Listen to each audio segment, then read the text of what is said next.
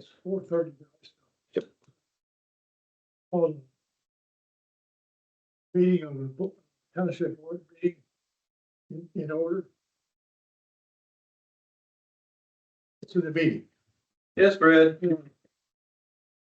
You're gonna have to make the motion, I think, if they are approvable and you're acceptable with them, you're gonna have to make the motion. You were the only one here to know. Yeah, that's true. Okay. So, and one of the others can second and then hopefully pass them and we can move on. Okay, I'm gonna go ahead and make a motion that we approve the meetings, previous minutes of the meetings. Was on the the 18th of October, and forget the other one, The 8th. and the 8th of October. You'll have a second. Second. Okay, we have a motion made, seconded. All those in favor signify by saying aye. Aye. So moved. Nope, carried. And we spent 10 minutes talking about that. Possibility of it not. All right, signature on your line there. I think it's appropriate. You guys can go ahead and sign. I think, it's been approved. I'm glad all three board members didn't quit or we've been in trouble. I'm not sure how we handled that one. That was almost. I was afraid of that. Unfortunately, I had my CAT scan came out fine on Friday, so. Still alive.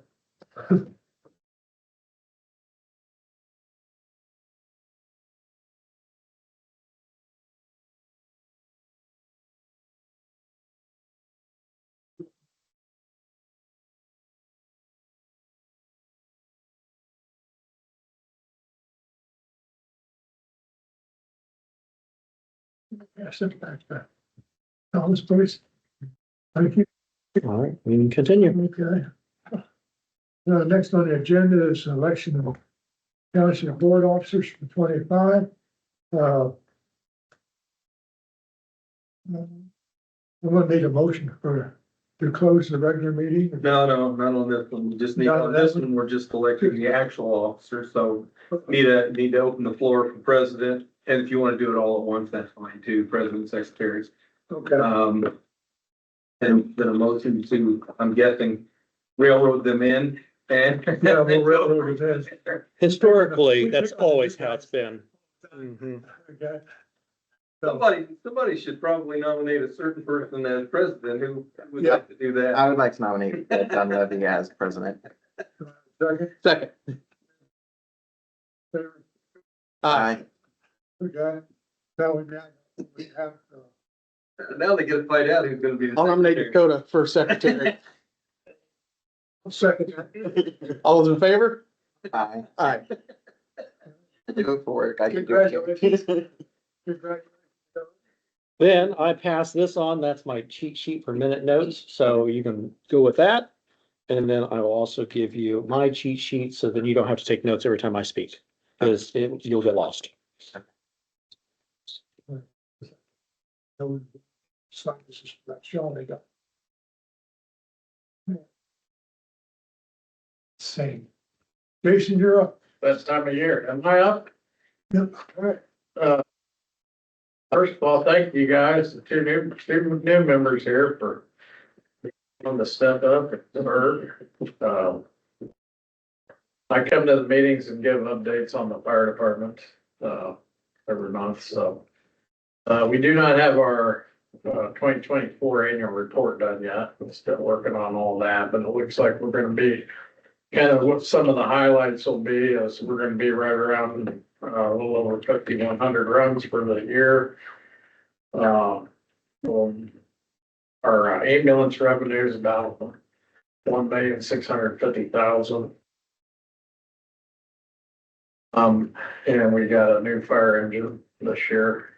And our new tanker was delivered in December, but it's here in Indiana, but it's at the dealership, so we don't actually have possession of it yet, but it's done in here, so. That's a truck we've been waiting about 3 years on, so we're glad it's finally here. And so we're gonna be updating our, kind of looking to the future here. We're gonna be updating our, comprehensive, plan, our 5-year plan for the department, and that'll take a few months to get through with all the committees and things that we'll go through for that. The firefighters did vote for merit board, and so that will be, coming on board this year. It has to be done by July 1st, I think. I'm hoping we can get it done sooner than that. We've basically already been operating, as if we had a merit board. We just never have had an official merit board, so, this is, an important step for the future of our department, for the firefighters, so. It's, really, kind of the gold standard of, public safety when it comes to handling personnel issues and things like that, so. It's an important step, and it's definitely a step in the right direction, so. We did get our excess levy appeal that, the city filed for. And it was just, I don't have the exact dollar amount with me, but it was, a little over $500,000 in excess revenue for this year. So we're in good shape budget wise, for this year. So that would, did that have to go through DLGF? Is that what? Yeah, Okay. yeah, so, the township board had to pass a resolution and the city council had to pass an ordinance, I believe. Treasurer for the city filed it with DLGF. Okay. And we had assistance from Butch Crumb's office, you know, filling out all the things that they, make sure we got it how they wanted it, so. So that's a good step in the right direction. And we, as I'm sure you guys heard, you know, I'll touch on it a little bit. It's, you know, we had a fatality fire in Maxwell. It happened, so we, just to catch you guys up, since you're there, so we do cross staffing here, which means when a fire goes out, the guys on the ambulance jump over to the engine, so we have engine coming out, which is 4 people. This particular day, we had an ambulance run at this, right before this fire came out, so the first engine showed up, with 2 guys. Over from, in about 10 minutes, a little less than 10 minutes from the time they first got there, they were able to get water on the fire and get this gentleman out of the house, which, they had to go through a window to get him out. And it may seem like a long time, but it really, for what they had, I don't want to go into too much detail because it's a public meeting, but for what they had, they did extremely well. And so I'm extremely proud of the effort and the work that those guys put in. And we always debrief runs after that. And then we do a post incident and kind of talk about what we thought went good, what we thought went bad. Firemen are their own biggest critics. So they get together and talk it out. But overall, you know, I'm extremely proud of the work that they did. I told them that it, really exemplified their professionalism and their dedication to training because what they kind of went through to make that happen was very good. So other than that, I don't have a lot right now. I'm like I said, I'll hopefully in February, when I come back, I'll have the full annual report for you guys. It's got all kinds of stuff in there, so, but you guys, I don't know if you guys have ever been in the fire station before, but if you haven't, you guys are welcome to come in. You can come in, I'll be glad to show you around, show you the trucks, give you kind of a brief description of what they're for, what they're used for, answer any questions you have about our operations. And also, if you want to ride along, you're able to come right out for a day. And just kind of get you acclimated, I guess, to the fire department, so. That'd be great. I'll take you up on that for sure. Yeah, that's worth the. Yeah. work. It's a nice station. We've had, some city councilmen come in and do it, and they were able to get a good experience, so. But other than that, if you guys don't have any questions, that's really all I have, so.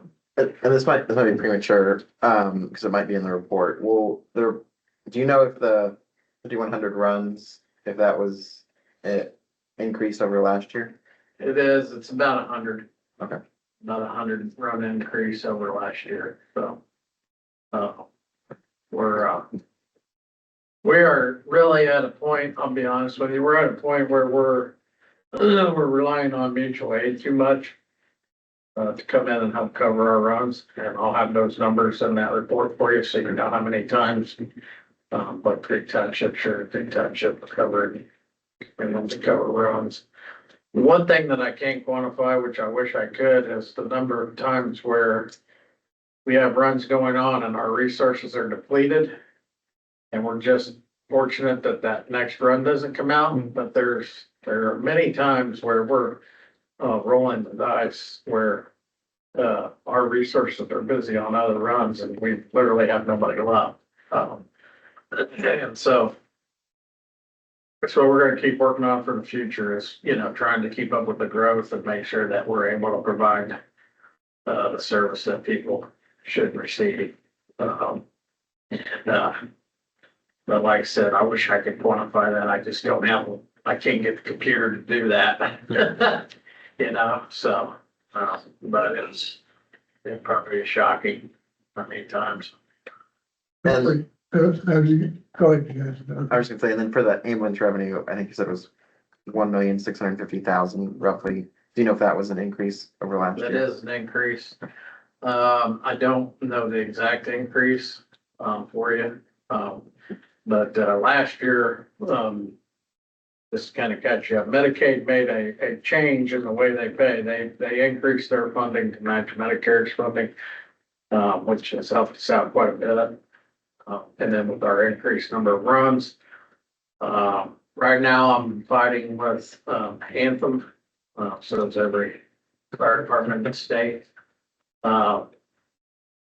Because for whatever reason, and I have not been able to get to really the bottom of why, but Anthem is the only commercial insurance that we have service agreement with, where we're considered in network. All other insurance companies were not in network. But Anthem is wanting to pay a little bit less than what Medicaid pays, and it's just not an acceptable rate that they're offering. And the new House bill out last year that required commercial insurance companies to pay a certain amount, and they're working on finding loopholes through that. So I'm hoping that some of those loopholes will be closed. I haven't been willing to go to elected folks and say, let's cancel this contract because there's other things that kind of come with that. And so, but they're a lot bigger machine than what the Greenville Fire Chief is. So, but unfortunately, we've got, it's not just me, it's, the Indiana Fire Chiefs Association is on this as well to just get them to do the right thing, really. I mean, we're not trying to ask them to do more. We just want them to do the right thing. So. Thank you. Any more information on the merger, fire territory? With Buck Creek and us. Yeah, so right now, I actually talked to Thomas about this today. We're waiting on a financial study to come back. Financial studies being conducted. We're also waiting on an answer in writing from the DLGF as far as if the fire territory tax rate will in fact flow through the TIF districts, because that's very important. That is, really the main financial piece, because it makes a difference in the tax rate by 20 cents. Because you don't get any. Right now, we don't get any, but there was a Okay. new fire territory laws that were passed that if we were to bring, Buck Creek in, and we would basically form a new fire territory, then we would be under this new law. And so then, the tax rate would flow through the TIF district to our budget, and it would make it affordable, for people. Without that, it would be about 20 cents higher. I don't have those exact numbers yet, so I don't really want to say, what they would be, but, so that's what we're waiting on. My original hope is that we could get it all done, this year to start in 26, but, with the time that it's taken for the financial study to be done and waiting on DLGF to give us an answer in writing, it's probably gonna be looking at 27. So, and that's not all bad. It'll give us more planning time, because there's a lot that will have to go into that. So it'll give us an opportunity to make sure all the I's are dotted and T's are crossed, and then it's good for everybody involved. Center Township, the city, and Buck Creek Township. So I wholeheartedly believe that it would be a good thing. Otherwise I wouldn't have brought it up, to you guys and the other people, but we just have to wait and see, friends. So So if I understand what you said, there's a new statute that if the merger would go through, the funding can pass through those TIF districts to the department. correct. Okay. Yeah, to the fire territory budget. Okay. And so, the other option would be that could put on the table as well, as if we don't bring Buck Creek in with us, that we would potentially nix the current fire territory, restate it, Okay. and then allow that to happen. It would only be in the TIF districts within the city limits. But if we take in anybody else, if they have a TIF in their area, then that TIF would, and Buck Creek, everything that's significant assessed value in Buck Creek Township's in a TIF district. Yeah. So, yeah. So the it's, county commissioner, John, approved the TIF districts all the way up to 400 or it's, They tied them up, yes. they tied them all up, right? So how would that work with the fire territory? Thanks, Mario. I think ultimately, if DLGF doesn't come back the way we hope they do, yeah, it's going to be we can dissolve and reinstate and just go around the corner, but that's why it makes no sense for DLGF not to just say, yeah, okay. right now, those Yeah. TIFs of State Road 9 are, Yeah, it goes agricultural up all the way up fields. to 400 the last time I saw. Yeah, and there's not a tremendous amount either. No. Not yet. Not yet, will be. The school district takes most of that. Someday, we have land up in Maxwell there across from Mom and Pop's. 3 acres there, that's the township actually bought that a long time ago, for a future station. We have land east at, J.C. Phelps and McKenzie. And then we have land west at, Windswept Road and 40, just a few blocks north of 40 there on Windswept Road that was given to the city as part of the sawmill development. So we have land, we could potentially build the station and put trucks in it, but the hard part is getting the funding, the operating costs to hire people, so. Yeah, just to fill you guys in, we, like, a couple years ago bought. It actually released it No, we bought it, We bought it. well, the territory. Under a 99 year program, and it can only be used to, No, we actually bought it, but it does have restrictions on use, yeah. use, so it has to be used for Fire, fire. municipal. Yeah. I think we opened that up just because we wanted to make sure if they want to have a government building there, it wouldn't just have to be a fire station. And that's right across the street from Bob and Pop's grocery store, which is expanded, by the way. So that Frequent flyer. Yeah, yeah. Yeah, but again, welcome you guys to come in and give you a tour of the fire stations. So Trucks. just for the board, we are working and have been working with trying, our current arrangement with the city is we really have no, governing body for the territory. The territory is ran through the city and the city alone. And we're trying to work on that. And any of these reinstatements of the territory would change the formation and how that would go.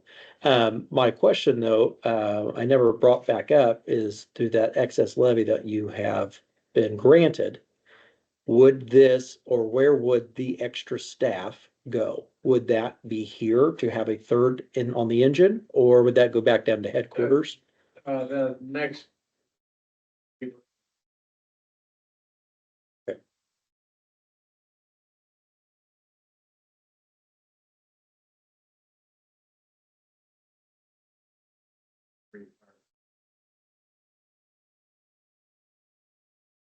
Are now downtown, there's just two on the engine there. Okay, And so, there's three on the ladder, sometimes four on the ladder. So we are always shuffling. So we'll take that extra person when they're on duty and put them on the ladder truck, so we have a 4-man ladder truck. Which reason behind that is because of our job in a fire is stressful. Very physically taxing. So you need more to take care of it. However, when we have that truck staffed with 4, we put the third ambulance in service that we have downtown. So if we get a third ambulance run, and I'll have that in the report too, so you guys can see how many. Here, it's not been able to be in service every day, but it is in service part-time. The ladder, when it's staffed with 4 people, one back step is firefighter EMT, the other one's a firefighter medic. If the third ambulance run comes out, then they will jump on that ambulance and take that ambulance on the third out run. Rather than have to call Bug Creek or Sugar Creek and have people wait to be transported. So that's likely helped our revenue as well because we've been able to transport more patients this year. So, but it's that 4-man ladder also, those get divvied out between the rescue and the Right. tanker as well. right.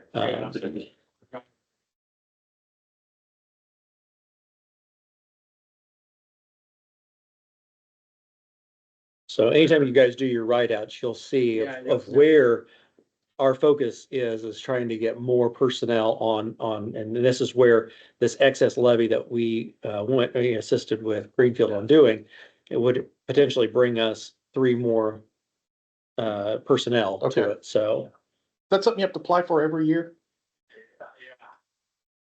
Yeah, and it's not just given, it's a process. I don't know if once it was granted, it stayed in place, but, Oh, no, yeah, once it's granted, it stays in place forever, okay, but you can apply for an additional one the next year. correct. And what the goal of that really is to keep the tax rate from dropping. okay, Because if the sales rate goes up, the tax rate drops. And so what you're trying to do is just hold your tax rate steady and actually be able to benefit from that growth. But even this year, with that extra $500,000 in excess levy, I think what our post-tax rate was and what it actually came back with, it still dropped 2 cents. Because of the amount of growth. and everything that we had, so. So it's still, even with that extra $500,000, the tax rate still went down. So from what I could read, I'm no financial expert like Corby there, but, you know. From what I I could get read. Kobe's looking over. He's over your shoulder. Yeah. So that's, Yeah. I was just gonna say, yeah, so it's really essentially made to keep your tax rate level, right? Because as you grow, the needs increase of the citizens and the fire territory as a whole. And each year to year, there will be some fluctuation in the tax rates because your appeal is based on the prior 3-year growth. So probably what happened if you went down 2 cents is that the growth for 2025 exceeded your previous 3-year average. But in the long run, it will be level. It's really just math in the end, and I've got things that I can show there, but Okay. yeah, yeah. So, so then Corby, with the current growth rate then for the county would you say it is likely gonna go down again next year or? No, I don't see it Well, going down. It depends. So I guess so next year when they go through this process, right? So their 2025 growth probably exceeded the previous 3-year average growth, so 22, 23, 24. Considering 25 must have been higher than that prior 3-year average, if 26 isn't quite as high as 25's, and they go for their full 3-year growth appeal,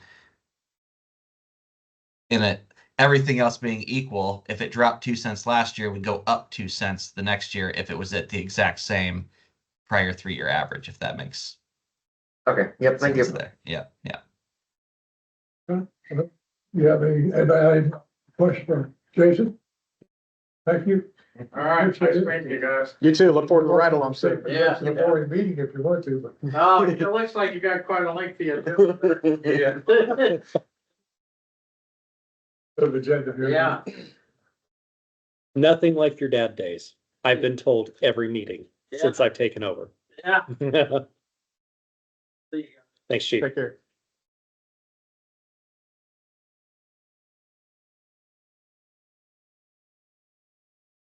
Counselor? And unless any of you, determined you had conflicts of interest that we needed to disclose, then I really don't have anything in this section. I will have as we go along, but I don't Okay, have anything additional.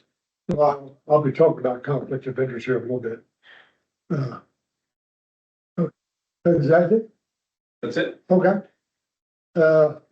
Township trustee, Corby, what time's your next meeting?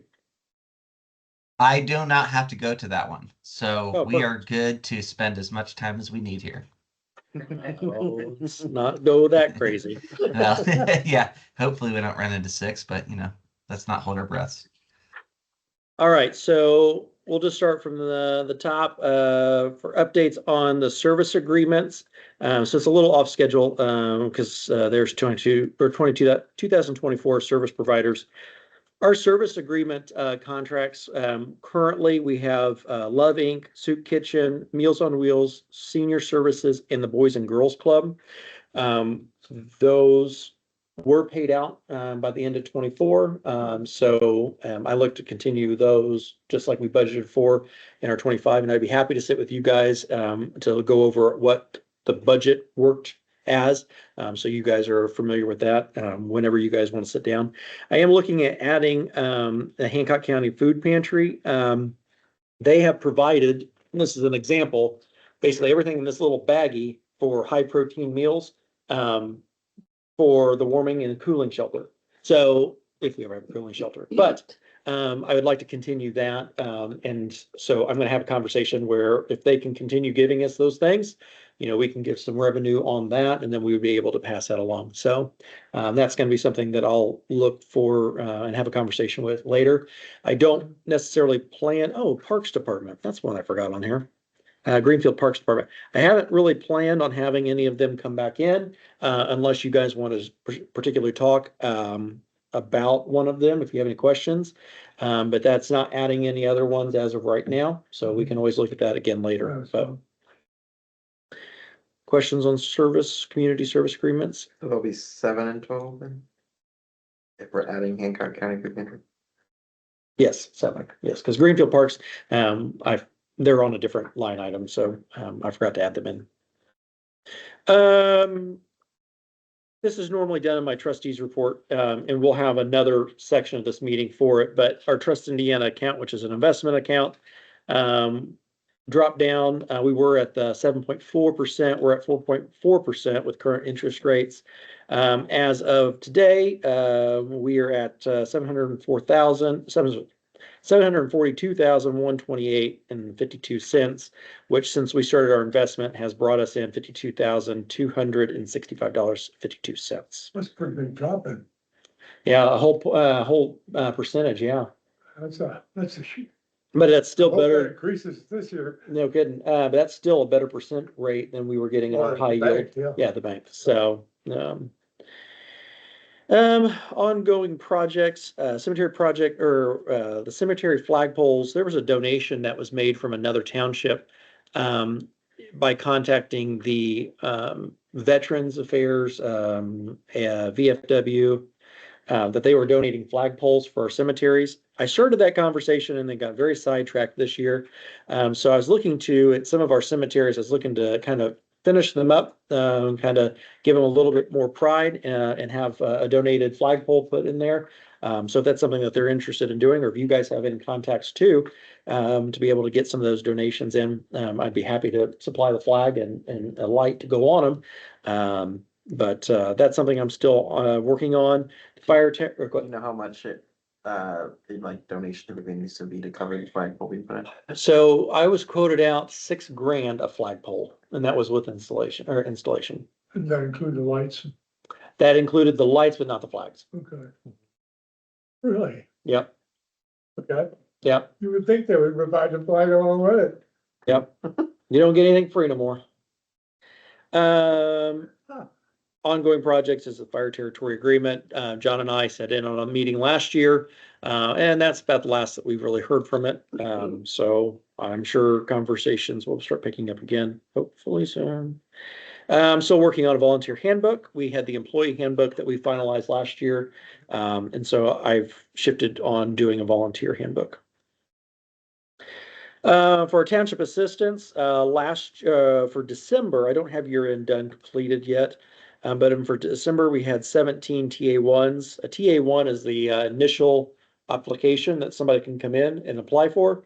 A TA1 or a TA1B is a reoccurring assistance. So we had 17 first applications and then 5 repeat. We did have 6 denials. Last month, we sent out $13,000 in housing assistance, almost $3,000 in utilities, and we had a $1,400 in cremation. We ended the year with 75% spent in that category. So we really didn't use anything on medical doctors, prescription glasses. Trying to think of the other categories we really didn't spend down, but we were able to move some of that money around to fill in the gaps where it was needed.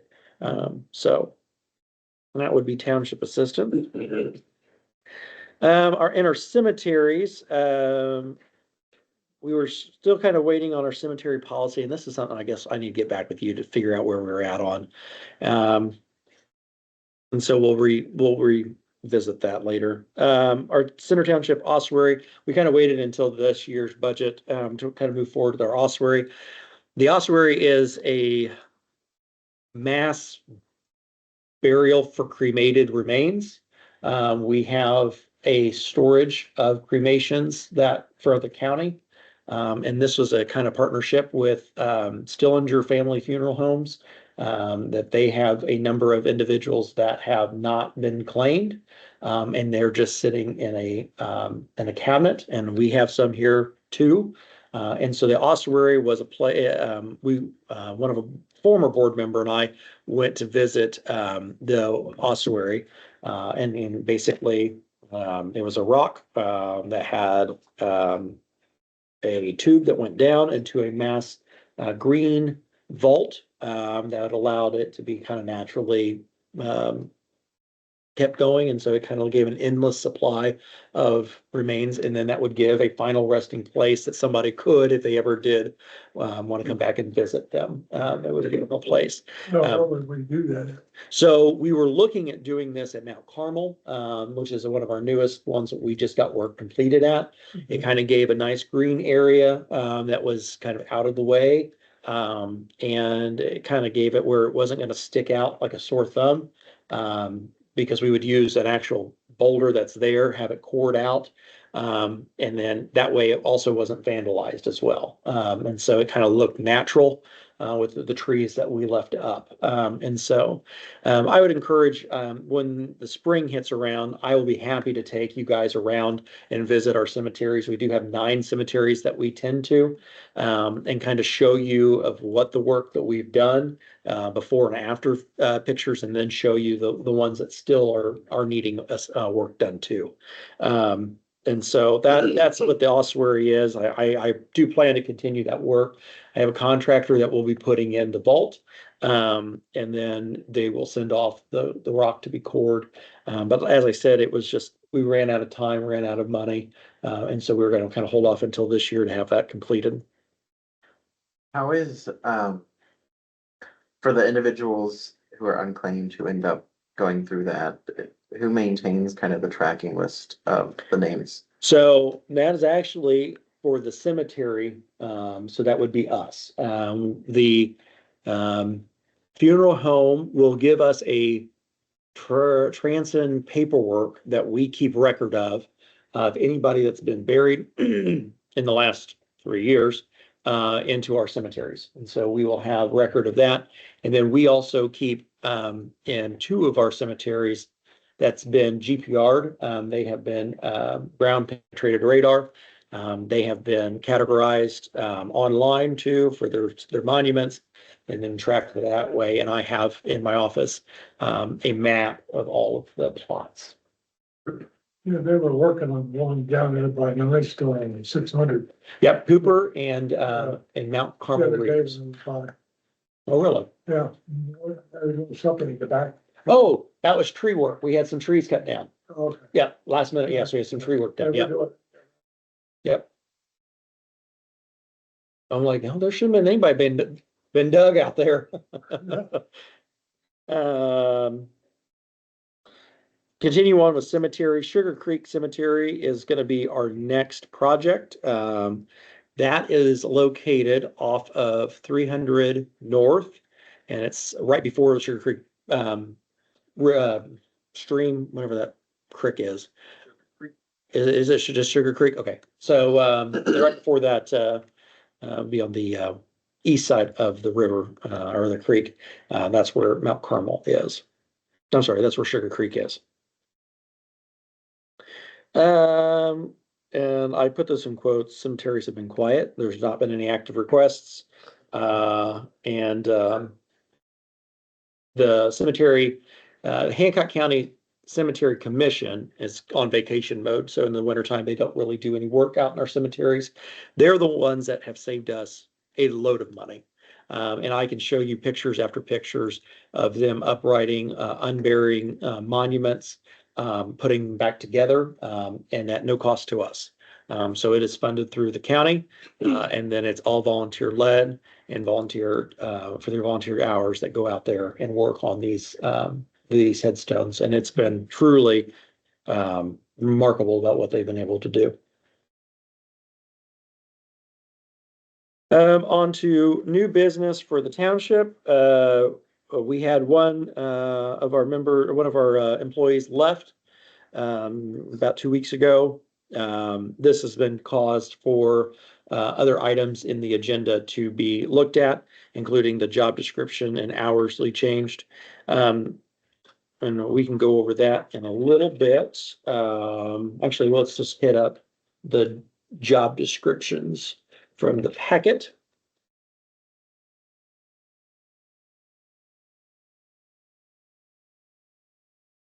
So we have a employee handbook, and that refers to the job descriptions. The two that we're looking at changing is the chief financial clerk and the caseworker investigator. Now, the caseworker investigator, the only changes on that one is we have increased our hours. So that was through last year's budget. We increased our hours, working hours to 9 to 1 now. And so that's reflected into the caseworker investigator role. So that had to change the classification to 16 to 20 hours, and then also the normal schedule hours that changed from nine to noon, from 9 to noon to 9 to 1. The chief financial clerk, that position was hired as basically our individual that would keep our internal controls inaccurate, or would keep it controlled. They would be the ones that would write the check. I'd come back and verify it. And that individual found it difficult for that role. And so we kind of incorporated them into being the one that would answer the phones, do the scheduling. And I wrote the checks and kind of did all that after we had another departure from the office. And so this would bring us back to allow the internal controls. Is that our internal controls to be what the board had approved in the past to be compliant on that. So this would actually increase our staff hours by combining the chief financial clerk and the clerical assistant role by giving them hours between 9 and then 3:30. Our investigator she is on a limited amount of hours that she can be work. And so then therefore, this individual would also be able to kind of fulfill the investigator side of some of the things that have not been completed and to allow her not to be staying over after hours as well. But then also, as I had written down there, she's going to be doing the budgeting, so be writing the checks and establishing the documents for the end of the month reviews for the board and whatnot. And we also have a lot of clients that come in that we need signatures from them that they can't make it in those 4 hours. And so this would give them a little bit of a longer stint for them to come in, sign the paperwork for the township assistants and get them out the door too. And so I kind of found this to be kind of a win-win of us combining these roles. It also gives some people that want more hours. So the 32 a week, it would give them give more candidates, I think, the opportunity. Currently, as of today, the role of the front office kind of answering phones, and that's really the extent of what their job is, I am using as our township assistants work fair. That's it. Yeah. Work fair. So individuals that have been given dollars this past year are being asked to, when they sign a box, to check the box, say, will you be willing to work for the township to receive, the township dollars? Well, I'm using them right now as temp workers. And so they're going to be coming in and working off what we've been able to pay for them in the past. And they're simply going to be answering phone calls. Since they know the way the system works, they can answer questions about what documents they need and how to set up meetings and whatnot. So we're going to try this out for right now, just until I can find an actual suitable person for the job. But just trying to be creative to save the taxpayers some money. So essentially, you kind of have, if I heard you right, and correct me if I'm wrong, taken some of the duties of the caseworker, added that to the chief financial clerk, and extended their allowable working hours. Okay, and so you create some efficiency there, but then gives you an opportunity to potentially recruit somebody more effectively because they've got more work they can do. Okay. And is that role already filled? No. Okay. Because I know in there was a preference for someone to be a licensed notary. Mhm. Does the office currently have someone who is a licensed notary? Myself. Okay. Okay. So this would just be kind of helping for when you're not there. Correct. Okay. I didn't know if the prior person was also a licensed notary and if that was part of that or. No, there had been, so as by state statute, the township trustee is a public notary. So there has been times where you know, there's some things that's been needed to be notarized. I have to go down to the county and start working on, hey, who can do this for me? Who's working? No, I'm not, you're not getting paid for this. Come on, get this done. So it'd be nice to have somebody that is that way, but I'm not, there's only been one notary that has filled that role in the 3 years I've been here. And how many people we've gone through. Everybody in my office, every day, swing by. I didn't know that. Yeah, most attorneys are because we have to be, so. Gotcha. It is not a neat thing to do anymore, so you know. Oh, I mean, originally it was nothing more than giving them a bond and you got your old little stamp. But now you actually have to take ongoing training and actually take a timed test. so that's been the argument because that's not required of the township trustee. And and so when we had one of the, it's like, don't we need to take a class? And like, oh no, you just order stamp. It's like, well, I don't feel like that's right. I feel like there should be a little bit more than you just go fill out a stamp. And then what should be on the stamp? Well, this is what we used in the past and nobody's ever said anything. Well, I don't think that that's right either, but if you ask too many questions, Right. so. So John, we need to have an approval for the job descriptions. We approved them previously, so I think we need to approve the change. Any other I mean, ideally, my big picture is, you know, expanding our hours to better suit a lot, or to better have resources for individuals. I mean, I meet with clients after hours because why would I tell them, hey, you're coming in here asking for assistance but I need you to take off your work so you can come in between 9 and noon. Well, that's not going to happen. So we meet after hours. I do it. The investigator does it. This will just give us a little bit of a cushion. So I'm not having to come in on my off time to do this. Maybe this caseworker is able to do it. But I also see as the last ITA meeting, the role of a case manager, which is kind of the follow-up of an investigator who calls the clients back and says, hey, the things that we required you to do, have you done it? Has there been any issues, you know, since doing this? You know, is there any kind of feedback? You know, we partner with Work One, we partner with Love Inc. and budgeting resource classes. We've got Healthy Connection, Hancock Health Connection Center that we're looking at other partnerships in. So it'd be nice to know, you know, the things that we're referring you to, is it working? You know, is there anything that we need to do better on our end than just, here you go. It's that warm handoff than just, here's a flyer, or here's a card, please go call them. And so I left that on the Form 17 under Township Assistance, because I do see in the future having somebody as a case manager for that role, because in my time, since I started, we went from having 100 cases a year to now we're over 200, almost now pushing 300 cases a year. And so I'm still at the same size that we were, you know, originally. It's going to grow out. And the economy is not getting any better. So. I was just going to ask you about, do we need a resolution to amend the job description? I think But we already have I think you just. amending the salaries. Well, we haven't done that yet. I think the first thing you need to do is you need a motion to approve the updated job descriptions for chief financial clerk and caseworker / investigator. Can we do both of those together at the We same can. time? Okay. I have a Well, I have a question, motion. real quick before we do. So kind of based on your comments there, that part of the need is maybe some flex hours for the positions.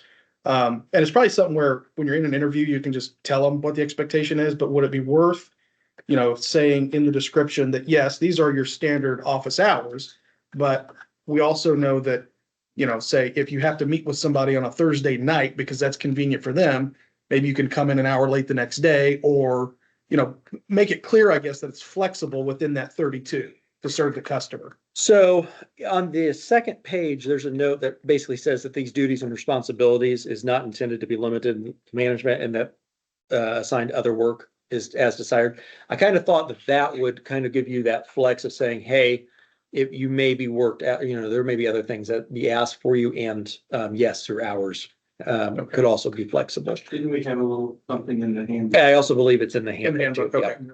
okay, super.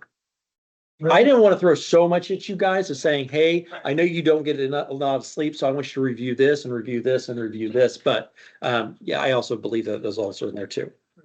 So we need a motion. Do I have a motion to approve the changes in the I guess the Job descriptions. job descriptions? Yeah, so I would move to approve the changes in job description for chief financial clerk and caseworker / investigator. Second. Let's go on. Say Aye. opposed? Motion carried.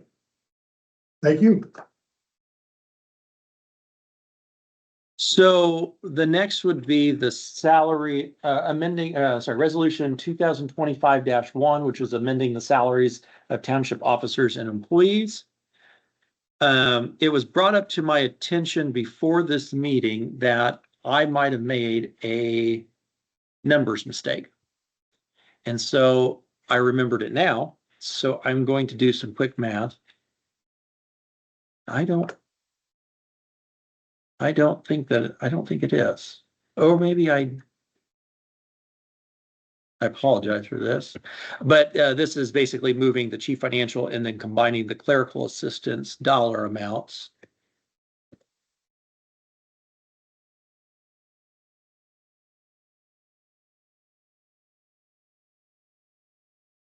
$19,656 and $11,795.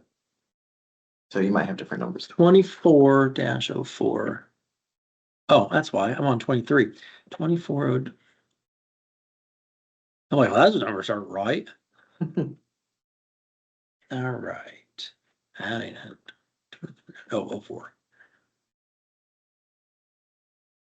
Somebody else was doing the renaming of documents. This is where John and I were like, hey, I think we didn't do something. He goes, no, we did it.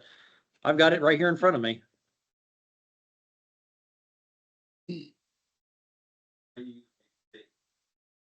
25, 105 resolution number, and that way I can keep it in chronology wise. And I've got a list right here. I'm writing it down. So yeah, we did short up. Okay, so what I did was I combined the chief financial clerk and the clerical assistant, their roles and those dollar amounts, which is $18.90 an hour, of $19,656 on the clerical, and then $11,795 on the clerical assistants. Actually comes to $31,451. And so that's the actual salary amount that should be proposed for resolution 2025-01. So you're combining, actually under the chief financial, you want that you combine that with a clerical assistant, That is correct. and that's gonna be 31,000. 31,451. Okay, so that will change the amount per hour though, won't it? It shouldn't, because Rates the same on both. yeah, and they're not earning overtime. Okay, all right. So in the prior approved resolution, the amounts were 19,656 and 11,795 at the $18.90 an hour. Okay, It was just when they got added up, it should have been 31 instead of 30. okay, So Fat fingered. I put a 0 instead of a 1. okay. Fingers got carried away. Yeah. Yeah, all right, so. Go ahead, Corby. So it looks like on the resolution that you had sent me, Thomas, it's 30,451 instead of 31,451. Yes, and so we're gonna need to get that corrected. Okay, I just want to make So- sure there. And then I've already got it. I just have to print it and then I can go get it. we are sure too, I guess I can just do the math here. I just want to make sure that doesn't, if it makes them full time, that would be another thing we'd need So to 32 address here. hours doesn't make that full. Okay. 31,451 divided by 2080.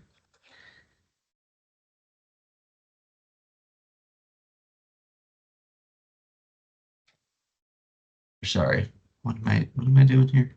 31. 451 divided by 18.9. So if it's after past 6, it's Yeah. Corby's fault. Yeah. Well, I do have a 6:30 meeting. I don't have my 6 o'clock meeting. So that ends up being 1,664 hours. I guess I just want to make sure this doesn't make somebody full-time, in which at that point we have to provide other Benefits. benefits. Exactly. John, do Yeah. you know what because I think it's like 30, gosh, I forget. It's like 37 hours a week or something along those lines makes them full-time. That change, it should change. Well, it's been a long It's no longer 40 hours. I knew that. Yeah, I want to say it's 37 or 37 and a half. For state employment, it's 37.5. Right. Is that what it is? Well, that'd only be 975 hours. So, man, I gotta work on my math apparently. You'd think as an accountant I'd be able to figure this out quickly, but Not making me feel warm and fuzzy inside. Math major days are long ago. While they're kind of punching that out, so this is kind of helps with explanation as well. So it's a combination of that administrative assistant and clerical assistant. Okay. we're good. It's still part-time. It's still considered part-time. So yeah. It was only 32 hours. Yes, 32 hours. Never flip that page. 32 hours was a the week. max on that, for the job description. That'd be a part-time. And that also gave them a 30-minute unpaid lunch. Because after a certain amount of hours, right, we have to provide them a lunch opportunity. Yeah, yes, 4. So after You get 4 a break hours? after 4 hours. Okay. Potty break. Okay. I wanted to make sure. So we did, that was a 30-minute lunch break in there, unpaid lunch break. Okay, so I need a motion to then to amend. I'm printing the new ones right now. Let him get the corrected one and then you can just approve it. Read out, right?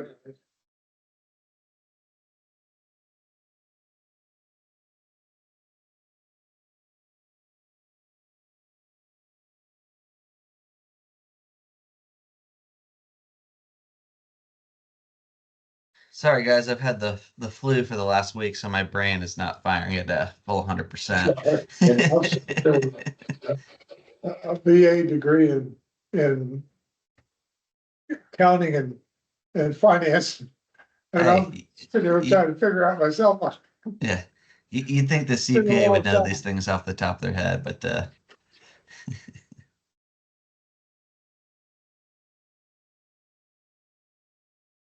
And I got everybody's name spelled right. There was a snafu with your name. Oh, yeah. Yeah, so, but everything you signed has been correct, so. All right,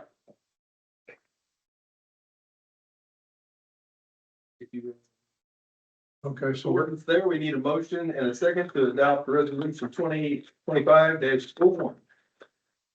okay, so that's the actual resolution, so not amended or anything else like that. It is amended, but not for the purpose you're. That's what we're okay. So do I have a motion to approve resolution 2025-01, the salaries of township officer employees? So moved. Second. Motion approved the second. All those in favor say aye. Aye. Opposed? Same sign. So carried.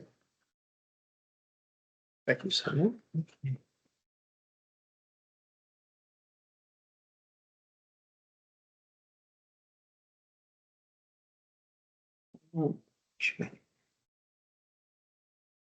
Here you go. Mhm. and Thomas, if you don't mind, could you send me a copy of that at some point whenever you get a chance? Yep, you and John will get a copy. Perfect, thank you. It's pretty much like on routine of, that's just. Always send a copy to count. Perfect. Count it, that way we find it. Rosie would have smacked my hands if I didn't do it. Rosie used to be our Corby. For the- Yeah, which she's a peach, but sometimes a I sour thought you were about to peach. tell me something different. I'm like, oh no, what's she still playing golf? Oh yeah, she's playing a lot of golf. I know that. She actually plays in my parents run a golf course, and she plays there a lot. So I haven't seen her there though, surprisingly. So, we'll just start out, we'll just keep going with the next item. So the next item is resolution 2025-02, and this is encumbrance of funds. There's two different encumbrance of funds proposed in front of you. Only one of them could be passed. And so, that's why they are both resolution 2025-02. So one of them is the purchase of a township vehicle. And we can talk about the variety of reasons of why this would be utilized, or how this would be utilized. And the other one is the appropriation for tree work in Sugar Creek Cemetery. And this is, I think it's removing 43. This is removing 42 trees and having 8 of them trimmed, and then stump grinding all, and that would be for $44,900.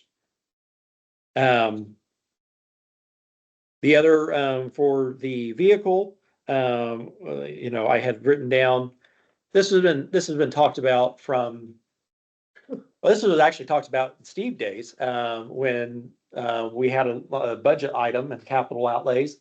Well, what do you need, or, what is this for? And it was like, well, it's actually for a vehicle, but it was never purchased. The township vehicle for us, has been something, that's been needed for township assistance, for one, for us actually going out and laying eyes on clients.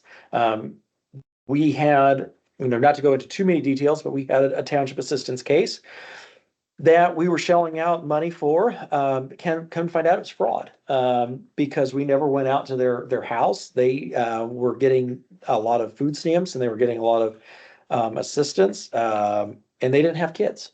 But that they were claiming that. And if we would have just laid eyes on the property, we would have known that. And so during COVID time, traveling for township assistance was a no-go. Last year, we went out for individuals that could not make it in, not even on fair weather days. Just handicapped individuals, seniors that lived at home that were not able to make it here. We were able to go out there. And my old investigator, was, very good about, wanting to go do that. And so the new investigator I have hired, she would be also, we always go at 2 at a time. And we were in the process of looking at having even body cameras, just to kind of cover ourselves, when we're going out. Obviously the warming center, which I don't know how much information you guys know about the warming center. We are out there every day, whether it's open. I am constantly hauling around, bedding, moving equipment, moving food. In our office right now, we have, the soup kitchen was closed today, and yesterday. And so we had a donation of chicken noodles, to go down there to warm up for the soup kitchen, or for the center. Community partner meetings, community partners just going in and doing check-ins with them, verifying what they need, if there's any issues. Cemetery work, going out there and verifying it's being mowed, verifying that the work that we are having done is being done. The fencing's not been damaged. If I don't lay eyes on this, there's nobody that's going there and looking at it themselves. And so it's me driving around and doing that. And then lastly is township assistance trainings. Since I've been brought into this position, we've changed a lot of the ways that we do things. And that's because of going to these trainings that the state offers, and through the township association offers. And so sending our staff in vehicles and sending us in vehicles. And it's not normal, there's a lot here locally, but there's some trainings that we do have to travel for. And it is a huge burden, for us to be doing it in our own vehicles. And last year, we got reimbursement started for our employees as well. But that is still a very low amount from what it really costs. Yeah. And so that's where the vehicle conversation went. we had a conversation with one of our past board members that it was a debate on buying a vehicle or buying a truck versus an SUV. Which I also have here. John, I don't know if you want a copy. This is the letter that was sent out to all the auto dealers. These were the bids that came in with various trucks or SUVs. If you want, you can pass that. I don't have enough for everybody, but you can take a look at that. I pushed the, read up, I used my car in economic development here in Hancock County for 18 years. And up to, sometimes up to 300 miles per day. And you don't get anywhere near the reimbursement on the wear and tear of your car and everything else. And I had a brand new car. By the time I got through 18 years, it wasn't a brand new car. You know, it was falling apart. So the question I have now, this was before, it's the maximum amount, or is this an updated one? So this is the actual updated number. After the resignations and after your conversation of that, you wanted it to be a part of the January meeting. Yeah. I called back and they still had this unit. And I said that we were having the meeting tonight and that I would have an answer for him in the morning on whether or not we went with this vehicle or not. And he said that they would reserve it for us. Now, this is going through Kelly Chevrolet, which is the state dealer for Chevrolet up in Fort Wayne. And so, You see that, Dakota? Yep. did you get a look at this? Yeah. Okay, John, do you want a copy of it? And so, yes, it is still available and that is the price that it would be. Obviously, there's no tax or anything like that, so. Okay, all right, so the maximum amount we're talking about here is 49,895. That picking you up, was that delivery? No, it's not delivery. That's me and my wife going up there and go picking it up. Okay. Yeah. This is a straight right. purchase, right, Thomas? This is not a This lease. is a straight purchase. Okay, So I want to back up just a second. You said we could only do one of these motions? That is correct. Why is that? We don't have, for the amount for last year, we don't have enough to fund both of these projects. Okay. But what it was is we had some money that was left from last year that what really happened is that the tree work, the guy did not have enough hired help Okay. to be able to do it before the end of the year. And so that's why, in case the vehicle was not an item for discussion, I wanted to at least have that so we could move that forward. And then also have money from was currently allocated for this year Okay. to continue doing some more work. Okay, and so just to be clear, so the way that this is gonna be encumbrance of funds is this is funds and money from the 2024 budget being brought forward to pay for one of That's these. all, items. that's all you're really doing here, bring funds. Keeping them from going away. Okay. Okay. so that basically what we need now is a motion to approve the purchase of the vehicle. So, You pick one of these two, right? Kirby, the two, can't have both, right? Yeah, Um, so I just want to clarify something here. It's not necessarily that the funds aren't available. The funds are available to do both. Additional Okay. The appropriations are not available to do both. So, you know, if it's very important to continue and also do the tree work, right, we can do an additional appropriation to get the tree work done or whatever the other encumbrance would otherwise be. But it's the appropriations, which is allows the township to spend the funds as was designed in the budget. So just want to make sure that everybody Okay, we understands can that do distinction. So we can do that at our next meeting. So. You- To go back, the reason why this was appropriated funds is we were gonna have a December meeting to have the purchase of the vehicle done in last year and there was no appropriate. We have $150,000 set aside for cemetery work for next year. And then we also have dollars for the town or for a vehicle and capital outlays for next year to be spent as well. We did not get, and this is for a later conversation tonight, we did not get our cemetery Extension Yeah. of services appeal. so that means $100,000 out of our budget is not going to be funded. It's appropriated, but we're not getting that dollar in. So to me, to be responsible, we're not using $100,000 of our general fund budget because we're not actually getting that money in. Now, we could get some extra money in later, but we're not getting that money in. So that's where I want to do the encumbrance. Okay. I, Do we have any kind of quote on insurance, or who would that be through if we did? So insurance is $1,500 for the year, and that's through Walker Hughes, and that's our current insurance company. And that is the insurance is funded through appropriations from last year's. Okay. Is there appropriation then for like maintenance and gas and?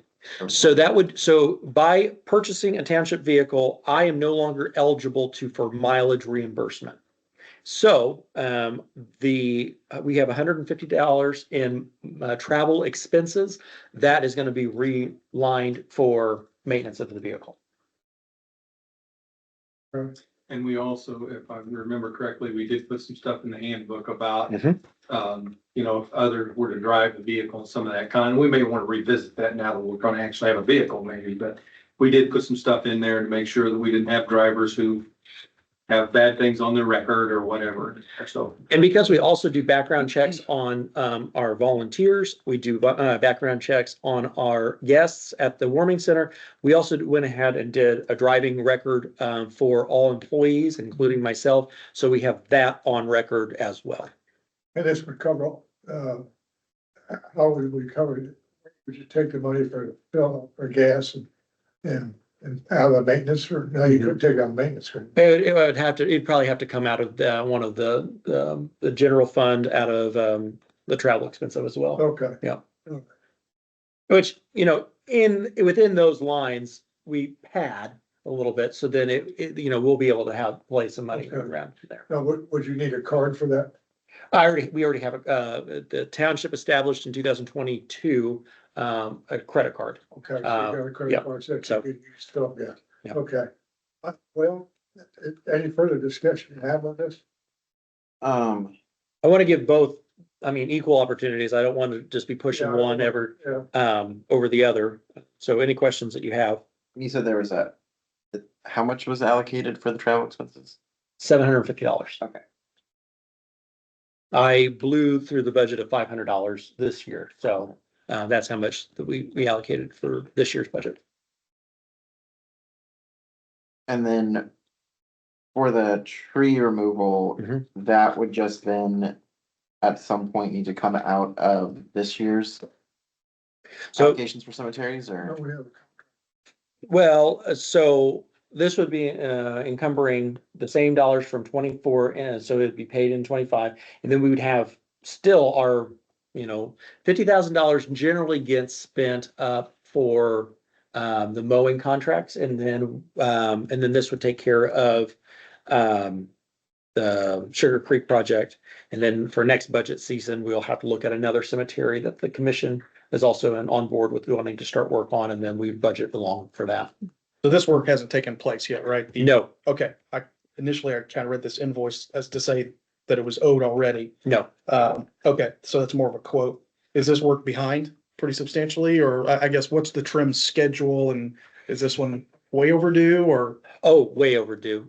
So we have a deforestation, is what we've been doing at our cemeteries. When I took over, a lot of these cemeteries were just completely overgrown with trees. And Fred was with me when we started driving around. He had no idea where some of these cemeteries were. And so the state actually has a requirement for, and it's a misdemeanor for the trustee if I'm not complying with it. I'd like to see the one that they're behind bars in charge, but it's creating a fence, putting up a fence and straightening up headstones, leveling out the grounds, mowing and weeding, and there's a fifth one. I was getting so proud of myself because I thought I was gonna have them all five. I used to have it printed somewhere on here for me to refer back to. And we haven't done that. When I first came on, and it's no fault to anybody. They were doing what they thought they needed to do. They were mowing 6 times a year. We'd go out there in the rainy seasons and it'd be a foot tall. And we weren't taking care of the monuments. If a monument, and actually I was out there one day and there was a monument got hit by a mower. Yeah. They picked the monument up Overgrown. and they just took it down to the fence line. So it was like, well, wait a minute. We're required to take care of these cemeteries. Let's take care of them. And the former trustee before me, he started that. He really did. He had great ambitions on wanting to. Reeves was a family-owned cemetery. He had family that were there, and that was the first one that he did. And unfortunately, he passed away before it was completed. And that was the one that we really we made it. We made it where he would be proud of it. And then we kind of was like, well, let's keep going. We got 8 more, so let's keep going down the way. And so that's kind of the where we kind of came from on this. It is our responsibility. These are former constituents that we had to represent, and so we feel like we don't want their identities to be lost. Mhm. And the Cemetery Commission has been very supportive in everything that we've done in the past, and not just cutting them down and then walking away from it, but also, we now mow every 2 weeks. Or actually, I think it's out every week now, when it's needed. It's needed, yeah. And trimming of the headstones, not just spraying chemicals that's gonna corrode these monuments, Yeah. but actually putting work into them. So So I have one more clarification back to the car. So you said you up the travel allowance, or travel expenses up to $750. Is that the complete pot you have for fuel reimbursement essentially? yes, Okay. So I'll mention one other thing too there. If we go over 750, there are opportunities to shift appropriations around within the township's general fund if it's necessary. So Okay. we've earmarked 750. If something happens, you need to replace a wheel, tire. I mean, there's oil changes too, obviously, that we need to Yeah. take care of. If it goes over, there are some miscellaneous lines, as well as the opportunity to kind of reallocate appropriations as necessary. and I'd be happy to sit with you guys, like I said, and go over the budget, and to basically to get you guys on the same level, Fred, when we made the budget, so that there is no more confusion. I apologize. I don't know how else to have a first meeting, but you're going to hit the ground running. Yeah. So, No, we're not done picking on you yet. Thomas, technically, you are a township trustee, shall care for and maintain each cemetery in respectable condition by destroying detrimental plants, noxious weeds, and rank vegetation, and removing all unsightly accumulation and debris. There's your legal. We actually had one cemetery out there by the park out there on the 300 that. oh, the RV park. Yeah. Yeah, Mhm. that they tossed them into the river. Yeah. So, Stones in the river. yeah, so we have, the pond out there. Yeah. So he's referring to, Willett, or Isaac Willett Cemetery. And yes, it was a farmer out there and he got tired of having to go around the monuments with his tractor. So he pulled the monuments and threw them in the pond. And DNR, went after him along with the, county. I don't know what it was then.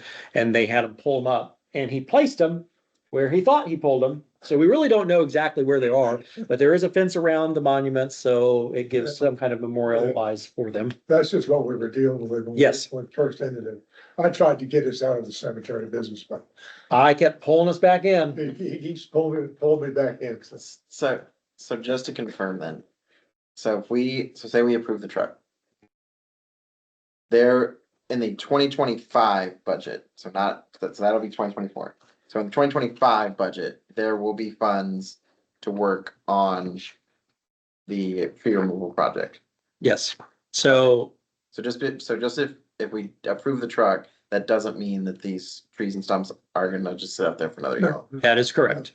It's already approved funds, but So just without hitting into our cemetery care line, which we appropriated $150,000. We did not get $100,000, so we'll drop that back down to 50. We could spend up 150.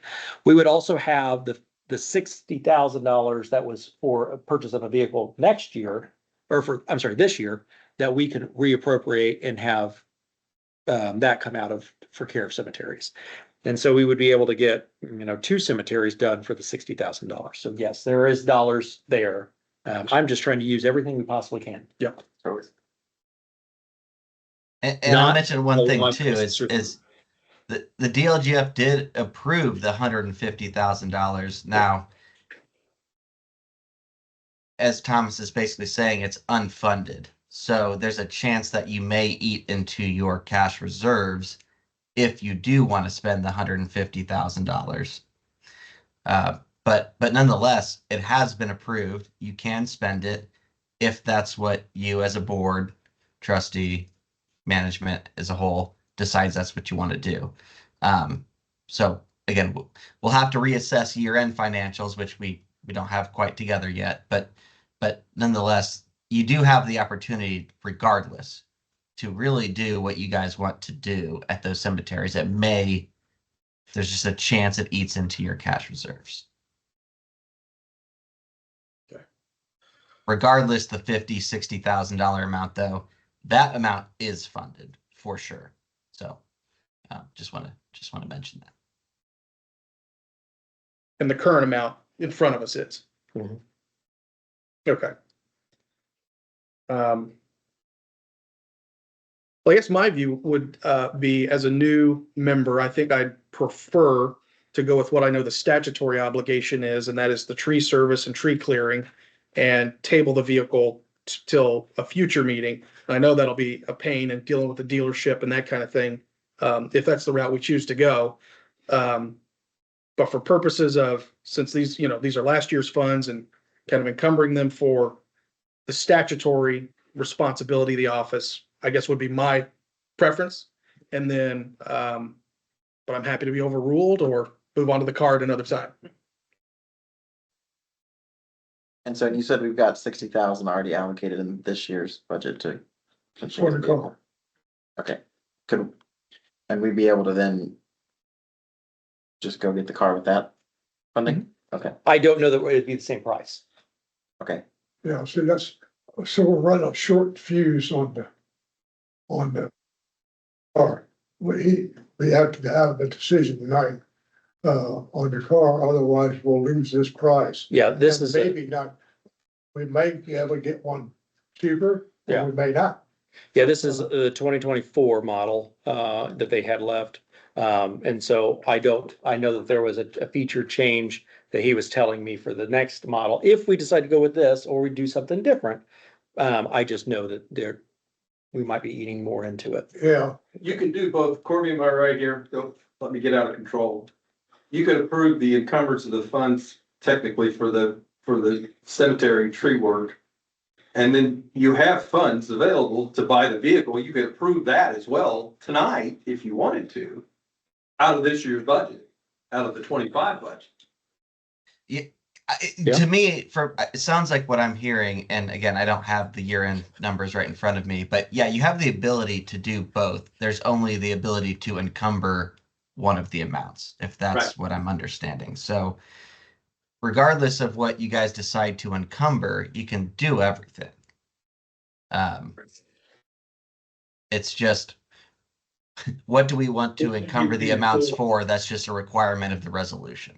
The Right. resolution just requires that you encumber a certain amount based on an invoice, a contract that you have in front of you. And then if you want to do the other one, just based on 25 appropriations, you can just, that's just standard appropriations for 25. But we would need an appropriations resolution to do that then? I don't know. Because it's under the 50,000 threshold, it doesn't. It would just need to have a motion. I think so. Yeah, I mean, either way. Under. So either way, we can walk out of here with both of these things happening. Technically. Really, the only decision you're making technically at the moment is do you want to encumber funds from 24 into 25? And if so, you have to, as Corby said, the problem here is not, we can't just say we're encumbering $50,000. You have to have, We gotta have a reason to encumber it, and it's gotta be one of these two, basically, at this point. So it doesn't really matter which one necessarily, we can do them both. We're just pulling those funds forward from 24 to 25. So money wise, and my argument is let's pull as much money over. So that would be the vehicle. And then that way we're only using less money of next year's, or this year's budget. I'm still in December mode, guys. So the year is not officially closed out. So I'm still in December.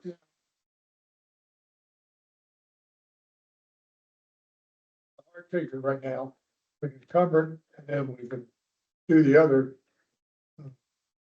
In fact, we could do both of them if you wanted to, but that we'd be spending the money tomorrow.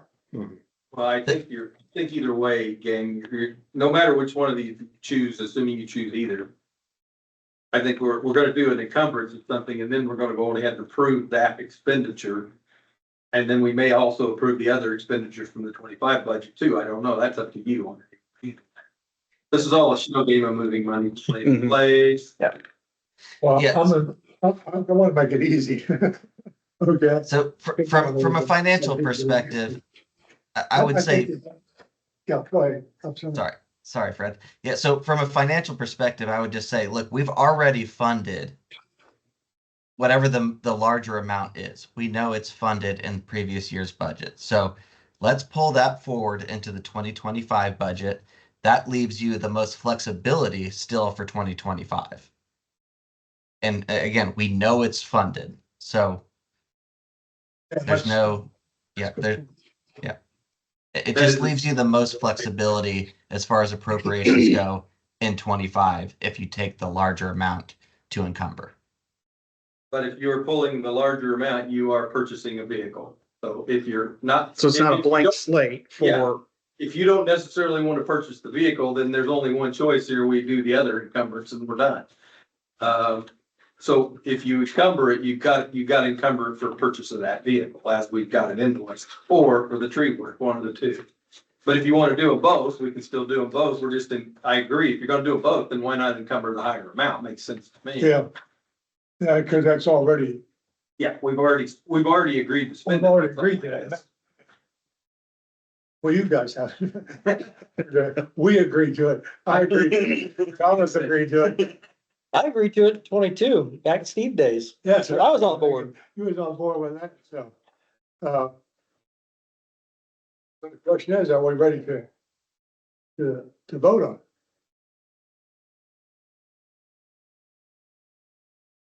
my preference is still to go forward with the tree work. That's what I'm more comfortable with here tonight. I'd like to kind of look at the budget a little more closely, maybe talk to you a little more, maybe talk to you, Corby.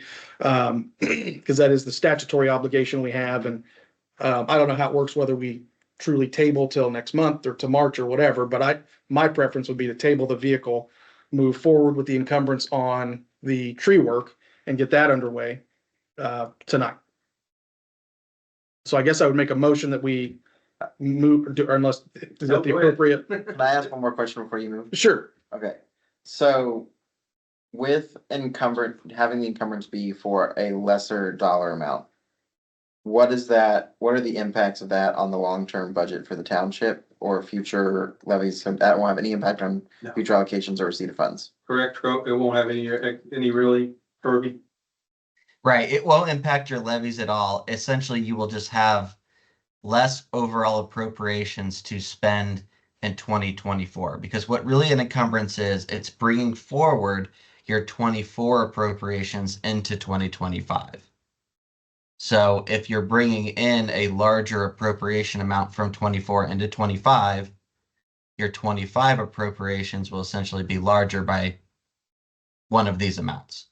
And right. And It's about a $4,000 difference, I think, to sure, yep. Great. That's the big difference. You can still do both, right? It's just whatever you guys prefer as a board, what you want to do going forward. And then under your proposal, we would not be appropriating, so if we approve the trees tonight under encumbrance, we would not then also go ahead and appropriate for the vehicles. That'd be my preference. Okay. Any thoughts? I prefer to have the vehicles. That's my preference on it, because first of all, it's a larger amount.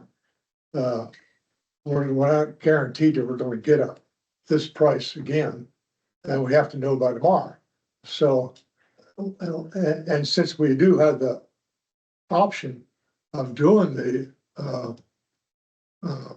grounds and that,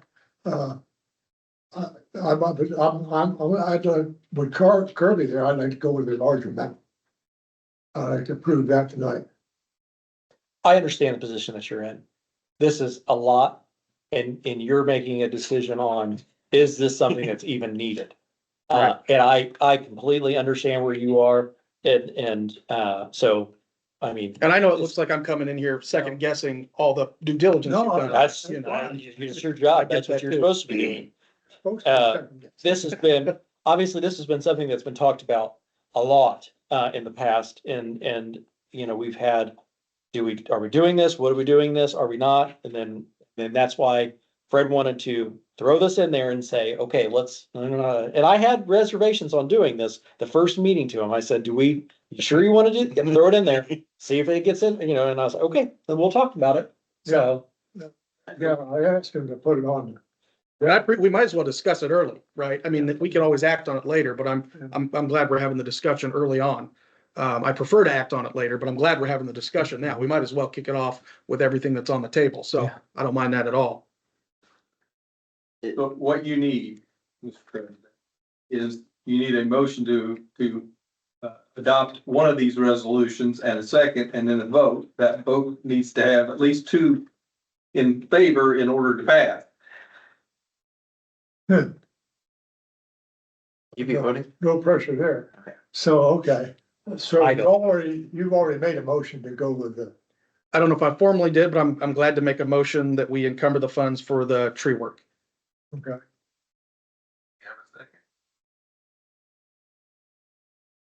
If not, that motion fails for lack of a second. okay. And John, Mhm. since you're our legal counsel, I have to get out of my legal counsel. I know. So you read the statutory definition of what we're obligated to do with regard to the cemeteries earlier. And assuming that he doesn't want to be charged with a misdemeanor. He's not. Are we in compliance with our statutory obligations with regard to that cemetery? We are as much compliance as any township in the state of Indiana, probably 10 times more, to be honest with you. There are pioneer cemeteries out there that are just in shambles. To be very honest with you, if you go to the Hancock County Jail, as you're driving up the driveway, you'll see a big clump of trees there. That's a pioneer cemetery. You can see how well it's being kept. It looks like a clump of trees. The reason it's a clump of trees, it would be a farm ground if it wasn't for this cemetery. And these are all over. We have a long way to go to get these cemeteries cleaned up, and it's gonna take years and years for that to occur. So I don't have any doubt that if they were to charge Thomas with this, I honestly would love that case. I'd take it and run with it, because we're gonna bring in a parade of another 1,000 trustees that are gonna show that that's not the case. Well, I think we're in as much compliance as we could ever be on that front, and we're showing that we're trying to do the job. So I'm not concerned about that part of it at all. Mr. President, I can make a motion, right? Yeah. Okay, I'd like to make a motion, since the other one died, for lack of second. I'd like to make a motion that we purchase the vehicle. Or, No, that you adopt 2025 to purchase it, yeah, right? well, yes. Like he said. Then I have a second on that. Yeah, second. Been moved. And second, motion been made and seconded.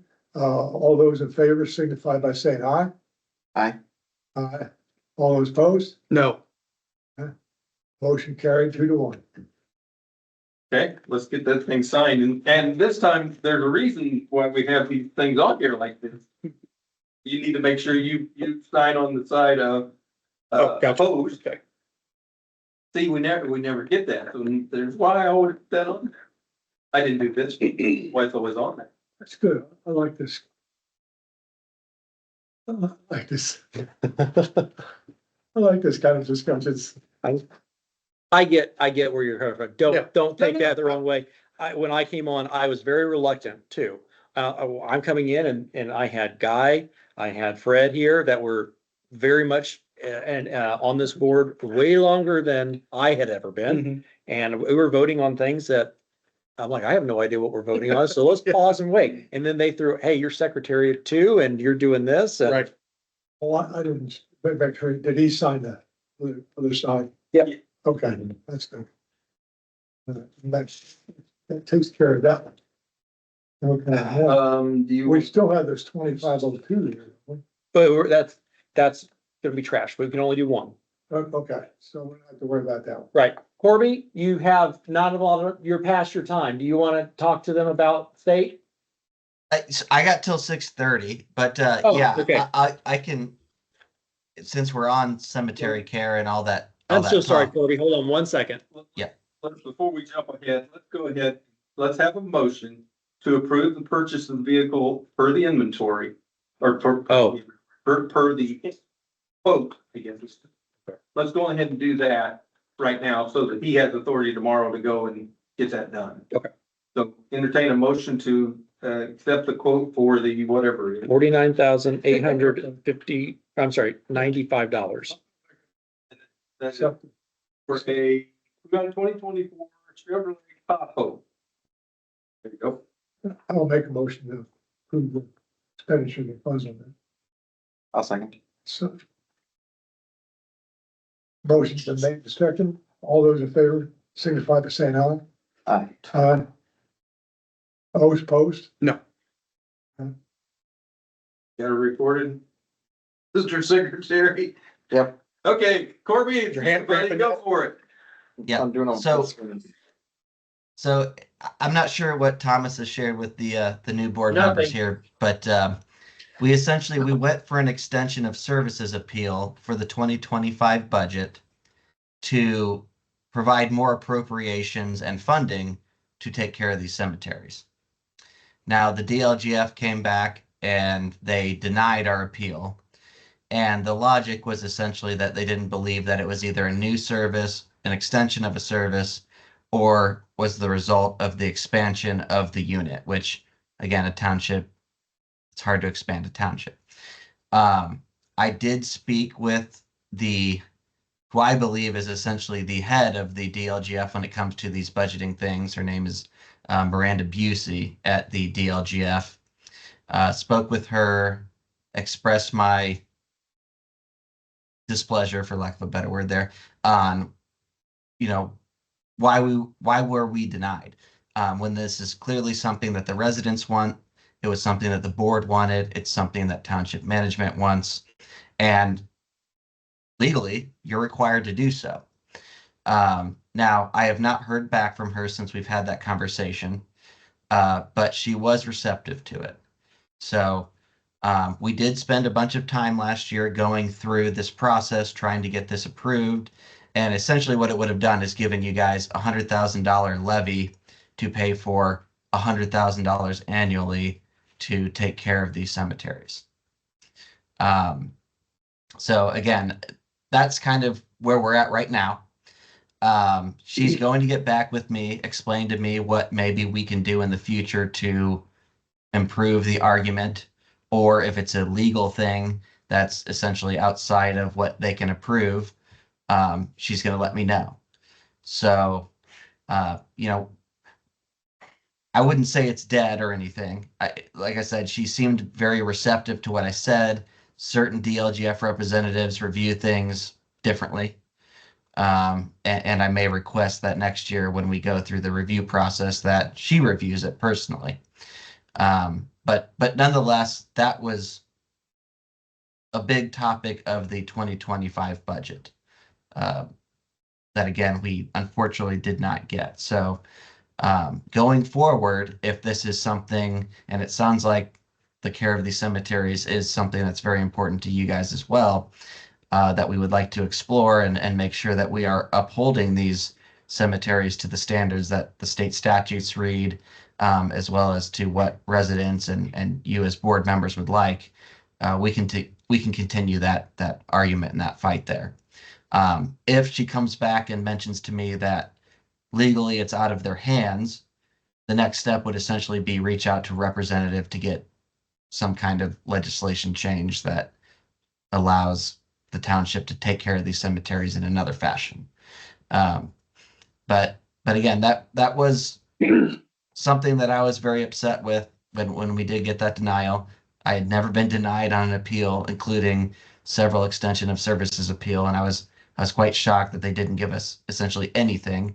I wouldn't have been surprised if they, cut it in half or something based on the fact that they just wanted to, protect residents or taxpayers or whatever their reasoning really was in the end. But nonetheless, it really didn't make sense to me. But we're continuing to work through that process, and I just want you guys to know that I am in contact with the DLGF, who is the authority on those kinds of things. And we're going to continue to try to push for that if that's something that you guys would like to do. It really upset me when the response back from the investigators, was almost weekly of them asking questions. Well, why wouldn't the city take care of the cemetery? Correct. Well, the city has no jurisdiction outside the city limit. Well, can you hand it back over to the county? These are literally questions Corby was CC'd on of questions that they would be giving it. And so then I would be citing IC code of what our responsibility was. And then they would go, they wouldn't even give us an acknowledgement of like, oh, okay. And then just a flat out denial. I was very upset. I was very upset that we spent the money to, possibly even do this and nothing was shown out of it. And then, okay, we do it again next year. We're just going to waste money again. And so I was very discouraged by that because they want us to keep up cemeteries, but yet they're not giving us the tools to do it. So, Corby, I'm sure that's posted somewhere on DLGF's website, but I'd love to read their rationale if they gave you any, or I'll send it to you. Okay, yeah, would love to see. That's kind of wild. So, but in a worst case scenario, Carly, we have the funds available to us under our budget now to maintain the cemeteries at what like we're currently doing. Not really That's right. And they just say, no, we're not gonna do it. right. And they did approve right. Historically, we've had about $50,000 of appropriations dedicated to taking care of these cemeteries, maintaining them, improving them. And we wanted to up that number to 150,000. So luckily you as a township have the cash reserves to the point where they still approve the 150,000. However, it's not necessarily sustainable, right? If you're going to spend $150,000 annually maintaining these cemeteries, eventually you're going to run out of money. And that was not their rationale and what they sent us as far as why it was denied. The reason for denial seemed to be that they didn't believe it was, quote, a true extension of service, whether it was a new service, expansion of a current service, or the result of an extension of the township's legal boundaries, corporate boundaries. So that was really, like I said, as Thomas said, discouraging that they didn't even seem to, I don't even know if they really read a lot of what we said, because their rationale just doesn't really seem to make a lot of sense for what the rationale of their denial was.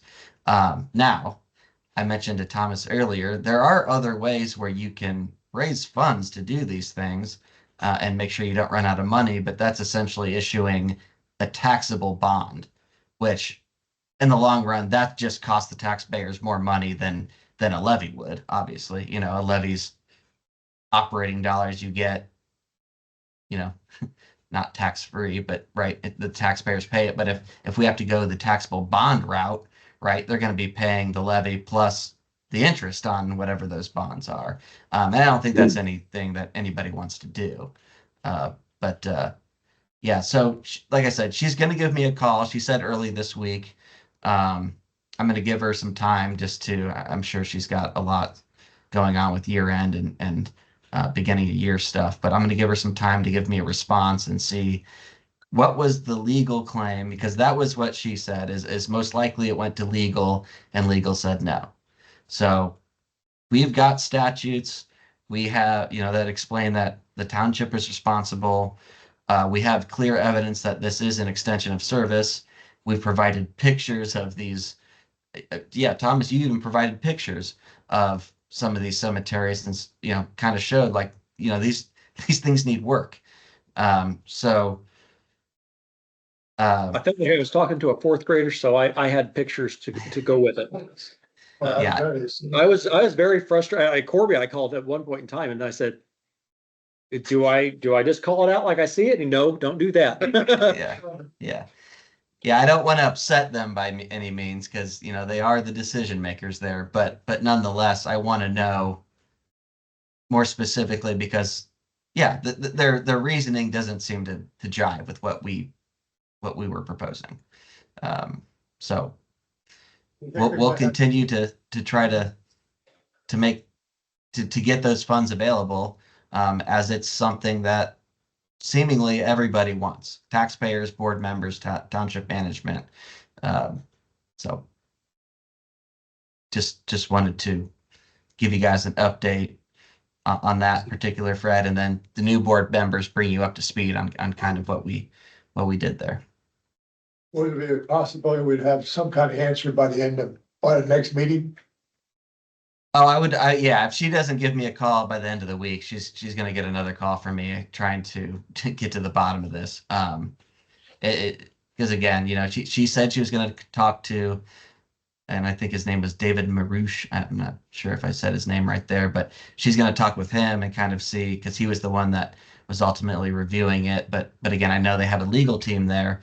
And again, if it's a legal situation, that's where we would have to then go to a representative and say, hey, townships aren't getting the ability to care for these cemeteries the way that taxpayers want. What do we need to do in order to make this possible? Yeah, and there's a possibility we might gain a cemetery too coming up here next year. Awesome. And well, I'm talking about the church. They were talking about the church cemetery last year. And there's I'm like, what do you know that I don't know now? a possibility that. Yeah, Curry's Chapel. That may come up. Okay, yeah, thanks, Corby, for your work on that. Yeah, So- I'm gonna keep on them because I want better answers than what was provided in that response. That's for certain. And then so at this point, are there any avenues for reconsideration or appealing or anything like that? Appeal. Not that I'm aware of, John. I don't know if you know of anything, but unfortunately, they are kind of my understanding is that they are the final say. There's nobody we can appeal to that I'm aware of. It's really down to the next step would be finding a representative and trying to get something changed there. So hopefully what happens is we get a better answer from, I can't think of her name right now. Starts with an M. Miranda.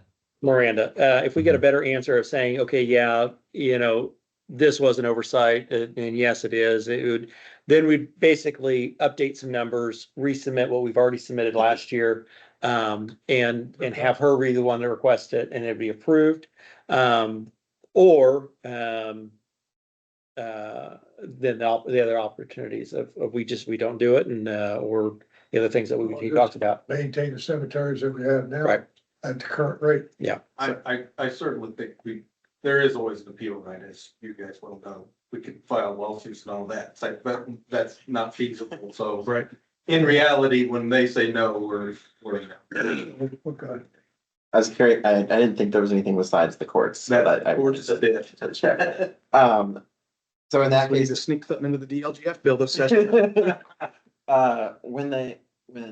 if we would go that refiling route, would that be refiling at the end of 25 or, okay, so we wouldn't be able to do anything now, it'd be a. Yeah, no, this would be but we would revisit all this during budget season in August So it would be actually for fiscal year. 26th. Yep. Yeah, okay. All right. Any other questions? Comments? Okay. What's on the next thing? So, Township Board of Finance, oh, not yet, not yet. not yet. Done with Corby yet? We're done with Corby unless Corby has anything Yeah. else. That's all I had. I mean, I think you guys, Thomas, I think everything else we discussed as far as kind of year-end reporting goes. I don't know if you want to mention any of that to the new board members or anybody else, but you've got the 100R due at the end of January. You got the AFR, the annual financial report, due at the end of February. But really outside of those two key things, those are the main financial things we need to take care of in the next 2 months. So The first two meetings of this year are going to be jam-packed because Right. next one is reviewing all of the purchases and all of the dollar amounts. So, and then a smooth sailing from there. Okay, so where am I at now? So, Agenda. My last thing on the township, under township, I just want to go over some, Corby, you can head off. I appreciate Alright. you. yeah, thank you Good guys. to meet you, Corby. Yeah, nice to meet you guys as Thanks, well. sir. Yep. So an update on the warming center. The warming center has opened as of the end of this week, 33 nights this year. Well, okay, this season. We've greeted 25 guests, and we range from 4 to 13 guests a night. We are in need of protein meals. I'm not sure if you guys are aware, but the soup kitchen and the food pantry have been closed the last 2 days. So we have actually had a donation of ham and bean soup and then I have chicken and noodles inside there right now. And so that's been something for some of these people. That's the only hot meal that they're going to be able to have. And the soup kitchen is closed because if the school districts, if all 4 of them close, they close. And I don't know what the rhyme or reason on that one, but that's just their policy. So, and like I said, the food pantry, they gave us that donation of those meals that we've been able to get out to the individuals. I was out driving and there's a group of them that don't come in.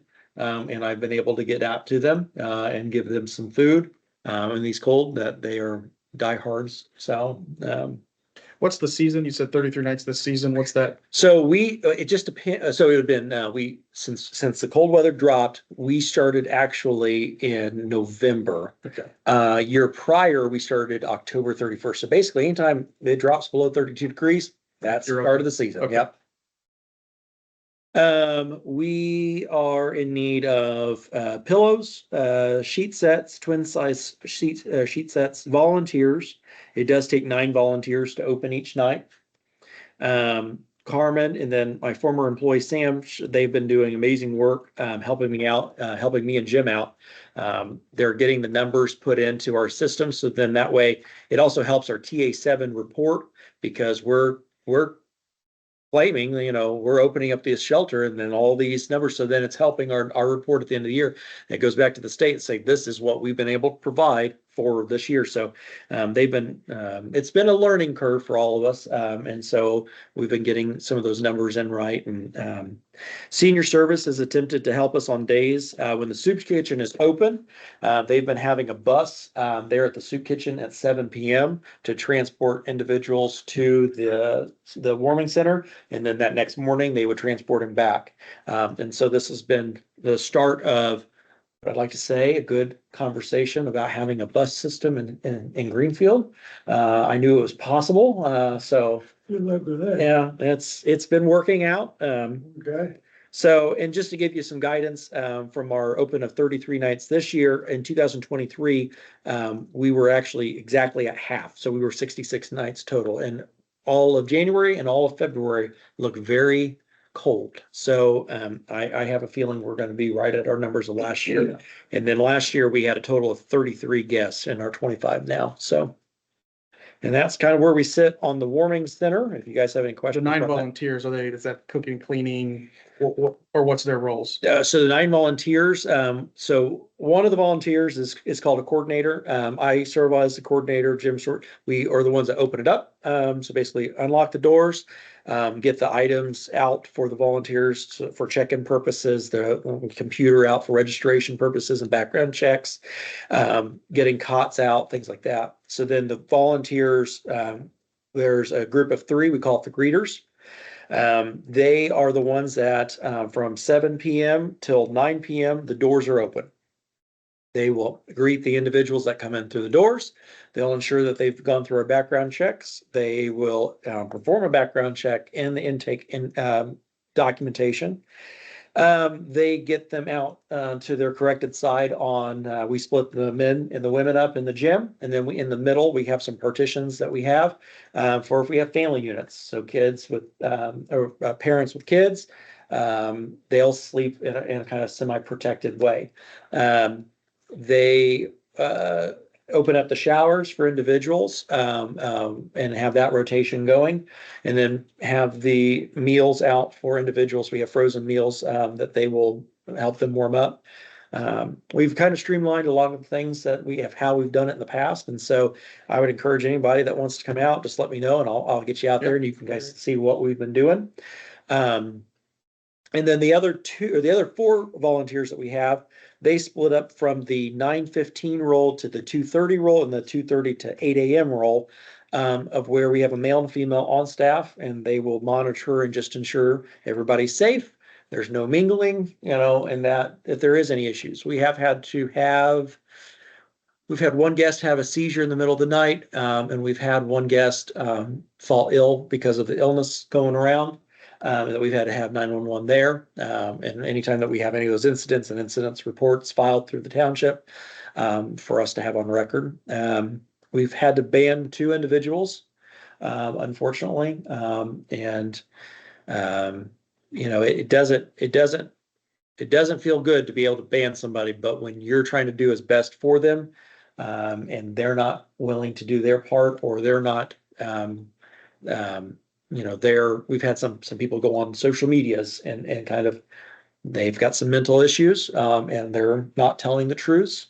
The Boys and Girls Club is very much active on giving us some feedback, with their cameras. And she had said that some things were happening to her and we were able to identify that none of that was true. And we can't harm the reputation of what we're trying to do. And so we've had to part ways. And until that person is on their medication, we can't go anything further. Yeah. And so it's hard, especially with the coldness, because there is no other option for these individuals. But sometimes tough love has been the other job role that I've taken. And so, any other questions? Let me quickly look through this. The last thing I had on there was the office schedule, or I put on there as the office schedule. It's actually the board member schedule.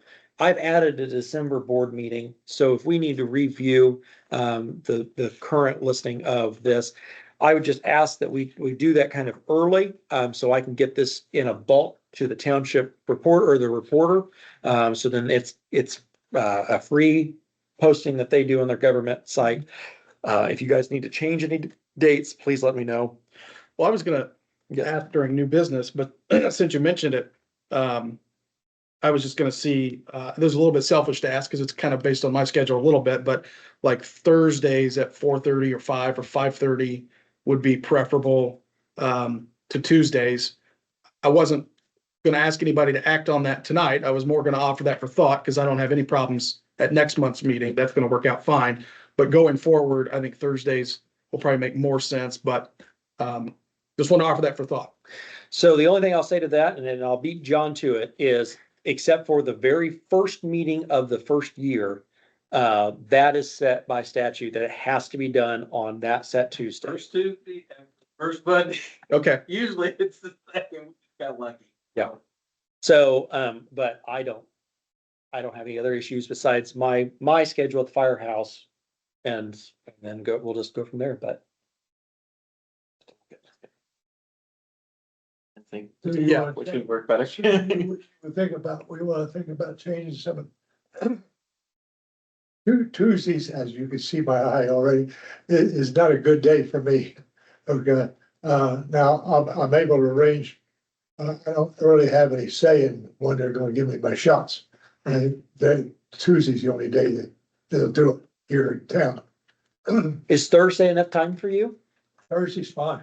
Okay, I mean, so how about I get the some, only problem I'm having with this, like, today is, I can barely see you guys out of, if I close my right eye, I can't.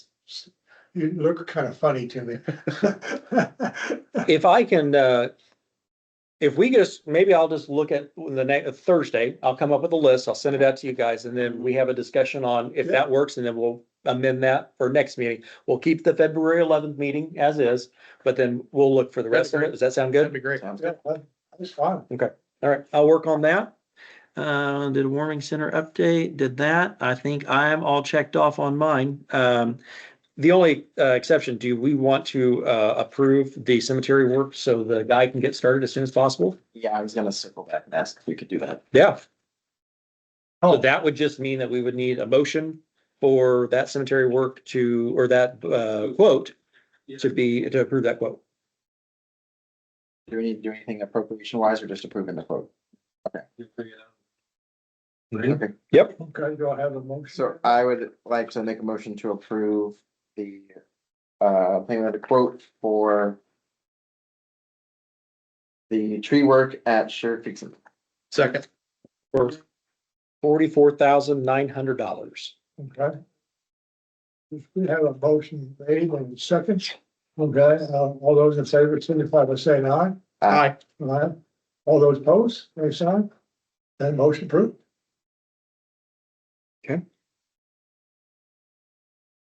I'd say Corby is done. I'm gonna pick on, now I'm gonna pick on somebody else now. We have a Township Board of Finance. Hopefully I explained this idiotic process to all of you, and yes, I don't care that we're on camera, it is idiotic. So you basically need to sort of recess your regular meeting and then go into a meeting of your Township Board of Finance. Thomas will give you a little report on your finances, and then, of course, you have to elect officers for that too. And then when we're done with that, we'll jump back into the meeting. Okay, So I gave you a nice little, yeah, you did, thank you, appreciate that. I copied it over in this thing, so I've already got it ready to take. Like he was prepared. So, So I would like to move to recess from regular business. Second. motion to recess regular business, it's been second, all those in favor say aye. Aye. Those opposed, yeah, motion carries. I actually already had motion in there, so carry, no problem. Okay, All right, open the meeting. all right, Election of officers. I would like to make a motion that we, since we already picked on Dakota, I would like a motion that to make, Jeff president of the finance board. Wait, so I got to be secretary twice? So, I don't actually think it's a separate set of minutes. I think we've always incorporated it into our normal. yeah, it's really not. But since we already picked on Dakota, Fair enough, yeah. so I'll make a motion, do I have a second that? Second. Okay, motion. Motion was made and approved to have Jeff as president of the finance board. All those in favor signify by saying aye. Aye. And all those opposed, aye. All those opposed. Motion carried. Welcome, Mr. President, Thank you, sir. from one president to another. Oh, you're not done yet. We need to have a secretary. Okay, so So, I'll move Dakota Coates as secretary of the Township Finance Board. okay, that's legal, isn't it? It is. Okay, I'll second that motion. This is already secretary. Right, could be doing it anyway. Good point. Okay, all those in favor? Aye. Aye. Aye. No opposed? Let the president run this meeting. All right, Randy, he's president now. Yeah, that's right.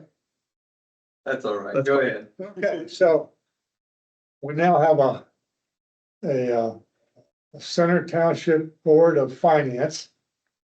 I hear a motion to, We need to, Yeah, not we need to recess. have a report. We need to have a report first. oh. okay. Yep. So, and the last page on the packet is our investment report. So in 2024, prior to we moving to Trust Indiana, we would do bonds at PNC. The bonds, when I was brought in, no one had ever touched these. These were always just reoccurring bonds. And so we were getting pennies on these investments. And so in one of our meetings, I was introduced to Trust Indiana, which is basically a high yield savings account. The cash is very, I can move the cash into our account very quickly, as in the same business day. And so it does feel very much like a high yield savings account. We moved over, I don't remember how much money, but for as of 2024, we started out with $704,110,000.96. The year to date, we made $37,581.36.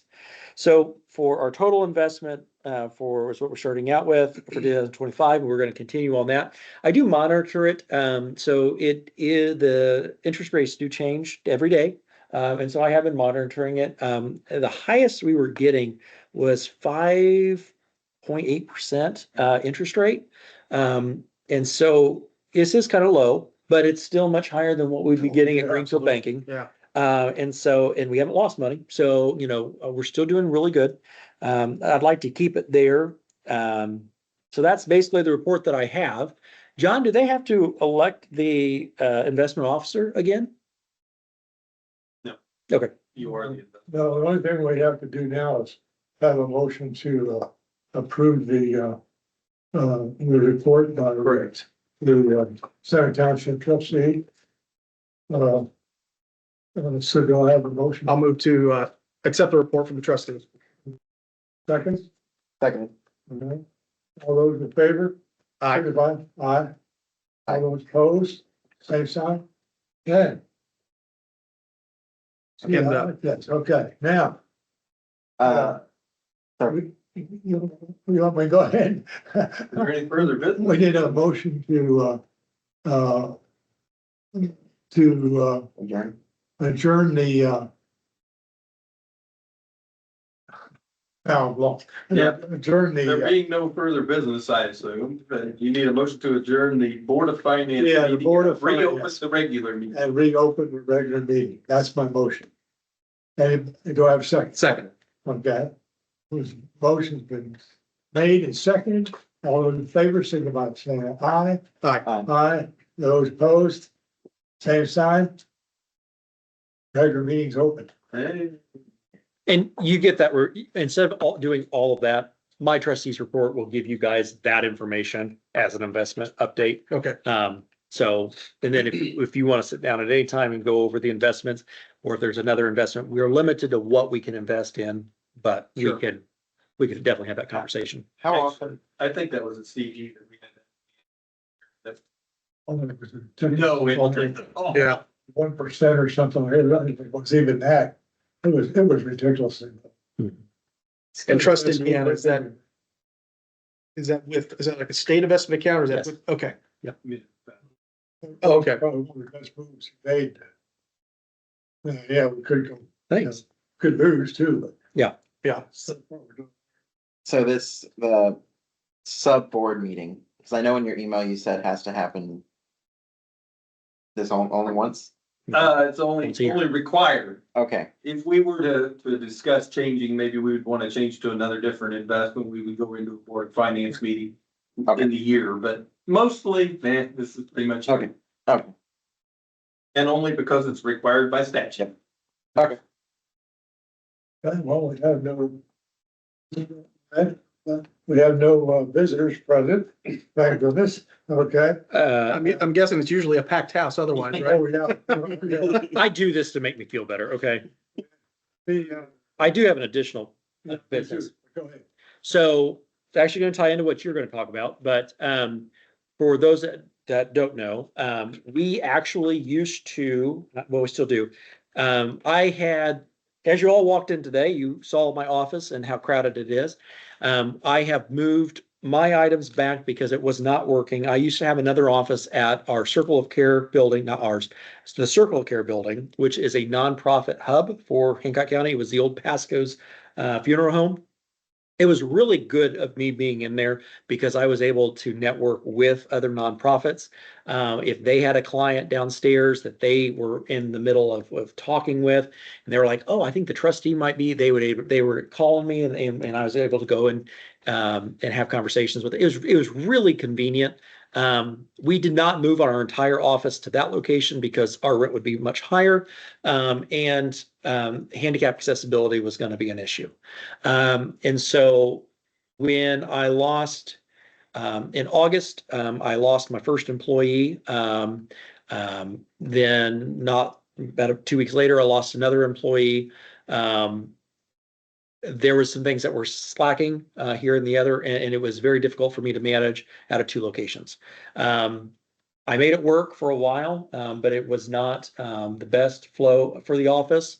And so actually one of the desks that is now in my office now was donated from from a nonprofit. And so I would like, and I don't need approval for this, but I'm going to go ahead and terminate our contract at the Circle of Care. They have actually offered to purchase the desks and the furniture that's there. So I'm giving them the quote. Do I need to do anything with that? Small. Okay. So now we won't have to worry about storing that equipment, and we have bought a table, a desk, and a hutch. And so the rest of that stuff I'll have moved back. I'll bring it back in my truck. And we'll make it work here. But I appreciate the former board for allowing us to try it.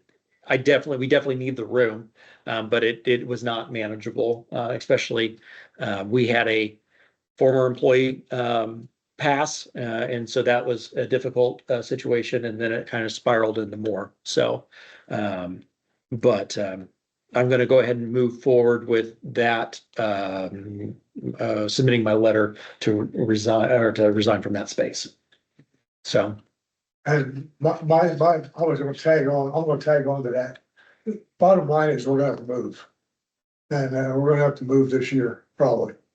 The problem we're having now is trying to find, I would like to work on a one-stop place for several not-for-profits, and I already got a for-profit that wants to move also. But that's where I'm gonna have to talk with John, because the person that wants to move wants 13 office spaces, 10 by 10 office spaces, and a large reception area. Because they have lots of clients coming in, 13 therapists, but the problem is it's my daughter. So that's where I'm gonna have to get with you to see what I'm gonna need to do, if all this works Yeah, out. it depends on what's occurring, whether it would be. Yeah, and can we lease to a for-profit? Interesting question. I'll have to See, think that's- about that one. That's, I think we can, but I don't want to Okay. commit to that. but since Tom's already working, with other groups, I would like to see if we can explore, see if we can combine into one-stop shopping, what I call one-stop shopping. For all the not-for-profits, and maybe the for-profit if that works out. into one place where they'd have one place to go. There's only very few buildings available in this county. One is out on McKinsey, that factory out there, the old box factory, that's available. I've had Hart Sumeyer should have contacted you. Yeah. Hart Sumeyer is a realtor here in town. That's another problem for me. He's also my nephew, and his daughter is my sister's. His daughter's my niece, and she's in that business too. So they'll both be working on this thing. So I'm gonna have to do a lot of side Probably have some disclosures, yes. disclosures, but we really need to move. Okay, and so, and since things are so short here, space available, somebody just mentioned, you just mentioned, the old, fun place out there. I call it the fun place, but it's the store next, Big lots.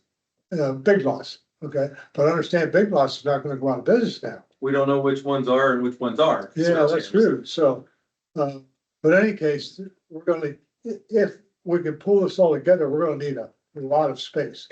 So, And that's gonna require us to do a bond.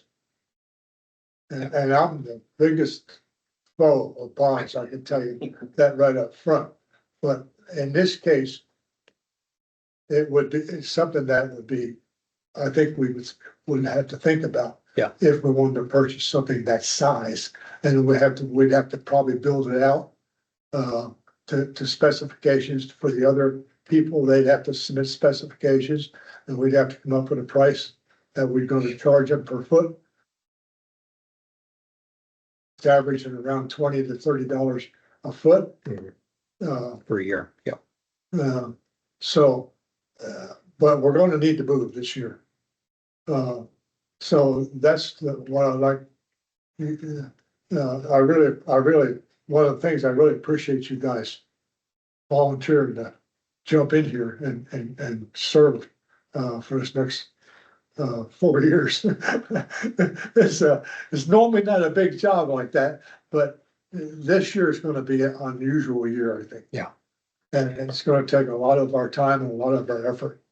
So you're not sure if there will be suitable available properties. It may be something where we're building from a greenfield. Oh, I hope not. I hope we're not building a new place. Okay.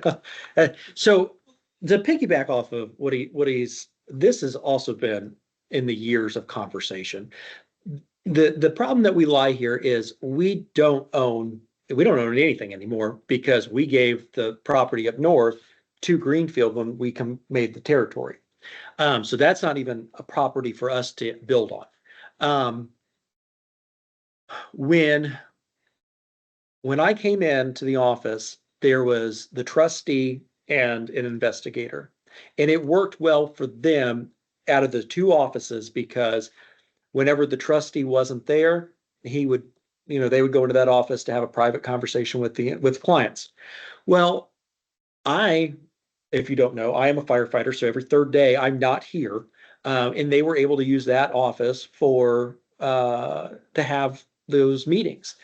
But when I was there, we had a lack of space for them to have those kind of client meetings. And so they were doing it in that front room where then clients and new clients would be coming in. And that's a private conversation to have.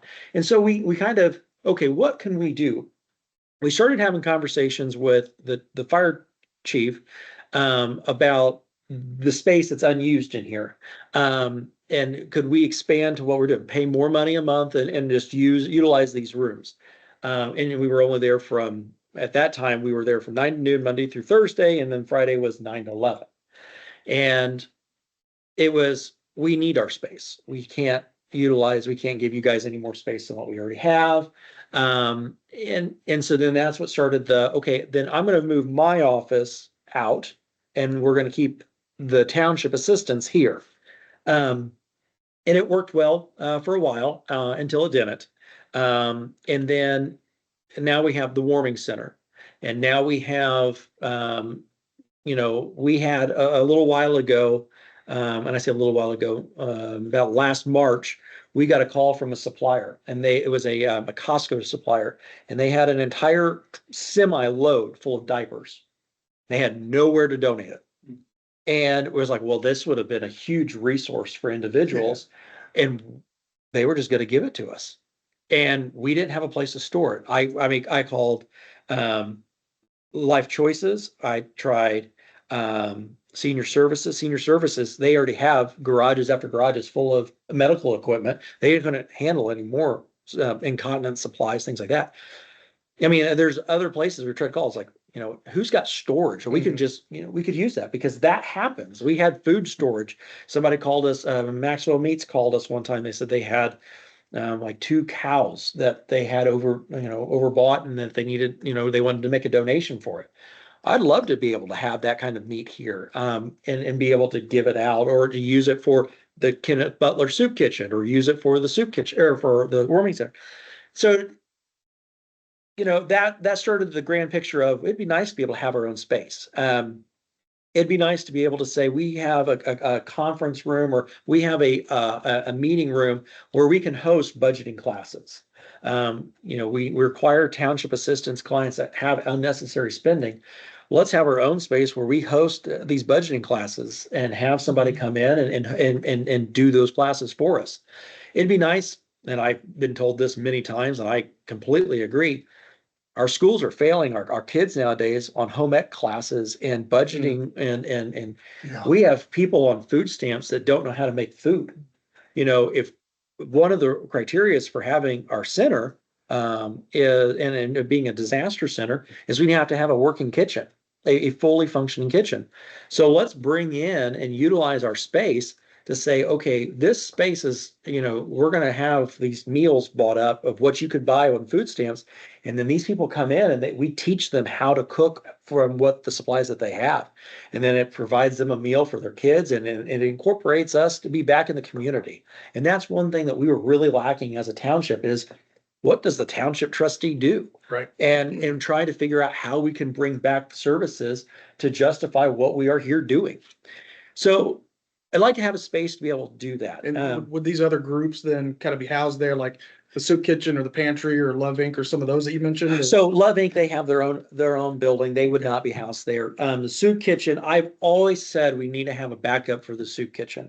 And I think that having a kitchen that is suitable to be the backup, if the worst would ever happen to their building, they would have nowhere to go. And that is a huge burden if that was to be lost. I'm already seeing 2 days of them being closed and I already have people, they have no other options. It would be nice to be able to say that. The other regarding the kitchen, Meals on Wheels is already at their limit. They're contracted through the hospital on the meals that they provide. The hospital has said, we can't make any more than this amount of meals. And they have already established well over those meals. They're going to need a future home for a kitchen.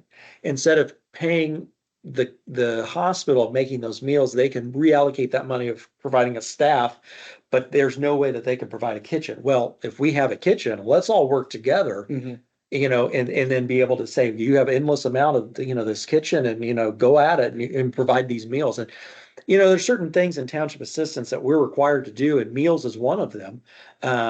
We don't give out meal vouchers anymore. We provide dollars not a donation. We provide a service contract to say, for the soup kitchen, to provide these meals for Center Township residents. And they do for all residents, but for Center Township residents, this is what we're doing. Meals on Wheels has this, and hopefully the Hancock County food pantry, we can do that as well. And so that's where you kind of see it. And when we dive deeper into these meetings, when we talk about the community service agreements, those are the alleys that we're trying, the connections that we don't want to recreate the wheel. We don't want to have a clothing drive here at the office, but we want to empower the ones that do that. Yeah. And so we're not at all going to recreate a food pantry. We have the best in the county right here locally. And so those are kind of the ideas. Some ideas in the places that we've looked at in the past, in the past year, has been the the wellness center. Eventually, Hancock Regional is going to build a new wellness center. They are not building it at the former location. They will be building it up at the new complex. And that might be a building that becomes available. And if that was to be the building that became available, the way that we would be able to fund it would be an extension of services into our parks budget to be able to have a Parks and Rec building. And it would be the Center Township Parks and Rec building. We would be able to have an open area for indoor pickleball courts and basketball courts. Yes, it's a liability issue. Yes, I know. I just heard him just go, oh. But that would also be able for us for funding of how we're going to fund for this large building. And that's a need that this county this county, this city has the data to prove that this is something that they're wanting, but the Parks Department is at their limit. The city is unable, and Guy and I've had a conversation about that. Ellen and I have had a conversation that there's just no way for them to provide an indoor park and rec building on top of the senior building that they have. It's just not feasible. And so if we could take that burden to say, hey, we can do that. We have it for an indoor park, or we have it for a parks department, and we can have that. That's in our purview. So that may be something. So that was the wellness center. Obviously they're not breaking any ground anytime soon. So that's not necessarily been a forefront. The memorial building has been another conversation piece. When the commissioners sold the old jail that housed the prosecutor's office, there was a conversation very early on that I think was very premature for them, that they were going to do the same thing and sell the memorial building.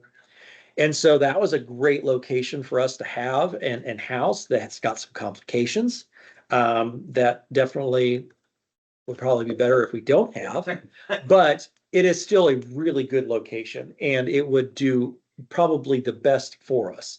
The wellness center is going to have transportation issues. And so another building that I would love to kind of have an interest in would be the old American Legion building there on Center Street. I think that would be a good starting size. It also has a lot that it's already got an established kitchen and things. And so I'm going to be working with a real estate, which is hard, of starting that conversation of, what is available out there. I don't want us to fall behind on, and miss up an opportunity if there was one. And last year, and I have the bond figures that we can all sit down with and go over, that we started. And it got quickly extinguished of the bond figures from last year's when we started our budget conversations, because there wasn't a lot of conversation before that, and I felt, but I wanted, the way I talked about it is I wanted to get it out there. I wanted us to have the conversation, talk about it, so then it wasn't a blindside of saying, I want to buy this building. How are you going to do that? Well, this bond that we had previously talked about. I had just earlier said that, if it was to become available, the Big Lots building could incorporate some of the needs. It may not do the park, but the landing is another thing that's losing their building. That whole side of the family fun fitness, that might be a suitable space for the landing. And that's got a kitchen too. And it's got a kitchen, he was talking about counseling needing spaces, and that might be a revenue source. If we can't make it a parks building, maybe we can do that and make it as a revenue stream to kind of offset the cost of the maintenance of the building. I would love, and I've started conversations with ICAP. I've not had a further conversation with food stamps, but I'd love to be able to say, this is all under one house. You need this service, go down that hallway, and that's the food stamp office. That's ICAP for winter assistance or whatever. I think that would be a better resource to justify for taxpayers to say it's a one-stop shop for all. Not for all nonprofits. That's not going to happen. Some of them have been set with, they've already got their roots planted. Sure. So it's kind of, it's a fun time right now because we can make it whatever we want it to be. And so luckily I'm not asking you to vote on that right now. But it is something I wanted you, and I did not go and plant all those things out there to show you how overcrowded, that is literally our stuff. But I did want to show you, like, Mhm. this is what we're dealing with, and it's not professional. And I would like to bring us back. Yeah, out there. So- I say, it's gonna have to be something done this year. And we may have to end up writing a bond, Mhm. which I would hate to do, uh, and we might have to buy a building that's not, that we have to build out. Yeah. Larger than what we really need Mhm. at that particular time, because that's the building that's available. And you don't find any ones that size, and then and build out maybe only a portion of it for our needs. And then have the space available for somebody else to come in and present plans to. And we would then give them a price of what it would cost for us to build out and their monthly rent or whatever we would do. So that's basically what I'm thinking of. John, are you also bond counsel? I've done some of that. Well, we've represented Greenfield Central Schools for Okay, ever. So yes, I've been involved in bonds before. okay, If I we wanted to make were sure- to get into bonds though, I probably would move that to somebody who does that. okay. I know a lot of entities around use Ice Miller, so Yeah. I don't know what I'll have to do if they are the person, so just let me know. We'd probably have full disclosure. Yeah, I don't want, we could spend hours on this, but It's just something we need to. That's why I connected you up with Hart, because he's, him and his daughter, his mother, they're fantastic. And they won't rip us off. That's was the main thing I was looking at. And, they go all in and we would probably have to sign a contract with them. Yeah. If we want them to be our realtors, which I would strongly suggest, but I'd have to recuse myself from it. So it'll be up to you guys to do what you think would be best. I very, Decided non-disclosure. I guess. well, you would have to disclose the conflict probably, but the definition of dependent when it comes to that, she's not your dependent. None of No, them are your that's true. They're not. So- Neither one of them. Hopefully not. Well, My daughter may be for here again, because she's looking to buy a house. So she may be living with me for a while, which ought to be interesting with 2 dogs. And so, man, it depends on when we do this. yeah, exactly. the grand picture on this, and I've always been open to be transparent on a lot of things, well, everything here, and I love the camera thing. So it makes us more accountable to our constituents as well. I've always looked at it of what's the big picture, and when I'm looking at this responsibility of as a property, I've also been looking at, okay, we have 9 cemeteries that we tend to. We spend upwards of $40,000 a year on cemetery care. How easy would it be to move that into a job in itself? And then this individual we buy mowers, and part of their job description is to go out and mow the cemetery, but also our maintenance guy for this building. How hard would that be? Yeah. Not. And then when I said this in a non-official way, they were like, well, wait a minute.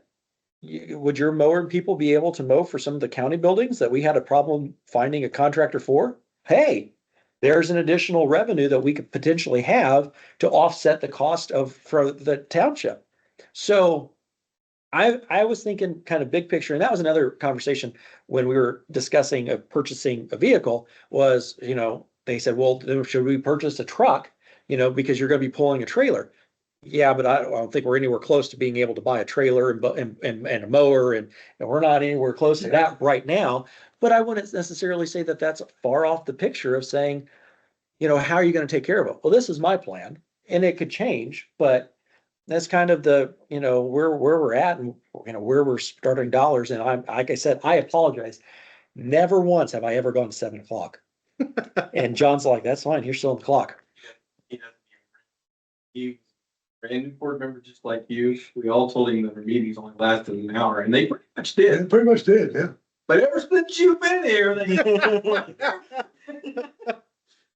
2025, make them record breaking.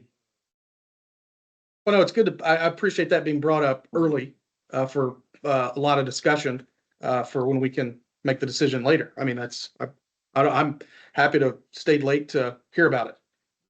We're just throwing everything out there right up front. Yeah, and if you guys have any leads, if you guys have any connections that kind of help that conversation, please let me know. Let's have them. Let's make, so we can get something that's better suited for us.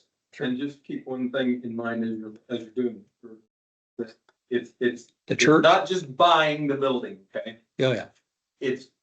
There's a process to buying the building. You have to do your due diligence. You have to make sure that we can get zoning correct for whatever purposes you're gonna have. And we've got to make sure that the building's not, an environmental waste site or something. So there is a cost to doing that. That would be part of your bond money being used. Plus there'd be bond counsel involved. There's these costs. Corby's already got you in on all of that. Yep. So I know you're good there, but you've also got the additional costs of potentially having to go to the city and say, please let us do this here. I know this is not exactly here. We need to change the zoning and then re-special exception this and all that. So you pick the Big Lots building, for example, it's probably within the zoning for things like this, but maybe not. With zoning people, you never know. You might get cut off. So just keep in mind that we may find the perfect building and we cannot do it just because of the regulation. So Now, keep an eye out. I mean, when do I bring you into this conversation? Don't sign a thing.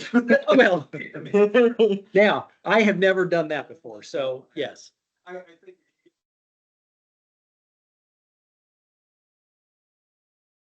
Really want to look at, we talked a little bit about the wellness center, just never kind of came to fruition. And I know we talked about the memorial building too, but before we go and really start making offers and things, I think we better do a little bit of pre-due diligence and just check in and see what is the zoning on this. Does anybody around know that building happened to be a place where they used to, it was a cleaner, so now they use chemicals or whatever. There's just lots of different things. I've worked with a lot of people in the Mount Comfort corridor for all that ground that's being sold over there, and I'm dealing with about $141 million worth of real estate out there, and it's due diligence after due diligence. We won't get that crazy, but we do need to make sure. So you find something you think is a good target, we need to sit down before we do anything. Go So I said 2 quick questions and then additional evidence or comments, whatever it would tell us. So I know looking at the annual checklist for last year that was brought up at the October 8th meeting, it mentioned at the December meeting, we were supposed to do annual compliance certifications. You guys, Is that what you sent us? yeah, well, Okay. You guys were not board members at the time, so you're good to go Okay. until this year. Okay. You will find them in December. Okay, I just want to make sure that we didn't need No, to no. approve or certify anything else in addition to those. And then when is it this board's timing or obligation to review the standards and guidelines? So, yeah, it's been kind of anytime, and I actually brought standards and guidelines. I saw you. I was for reading material for you guys. I brought them for you guys to review. We actually don't do that until about the budget time, because there's some dollar amounts that could affect the budget for next year. So but you could do it anytime. I'll say that too. Absolutely.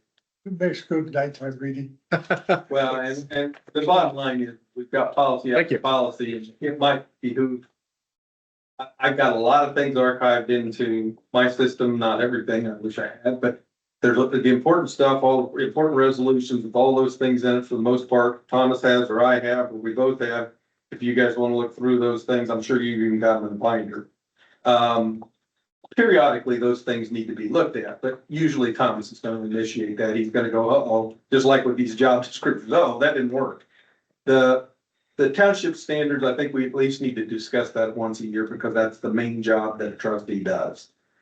So that one always needs to be looked at, and the handbook, and the volunteer, and things that'll probably be, but otherwise, we'll just review those as necessary.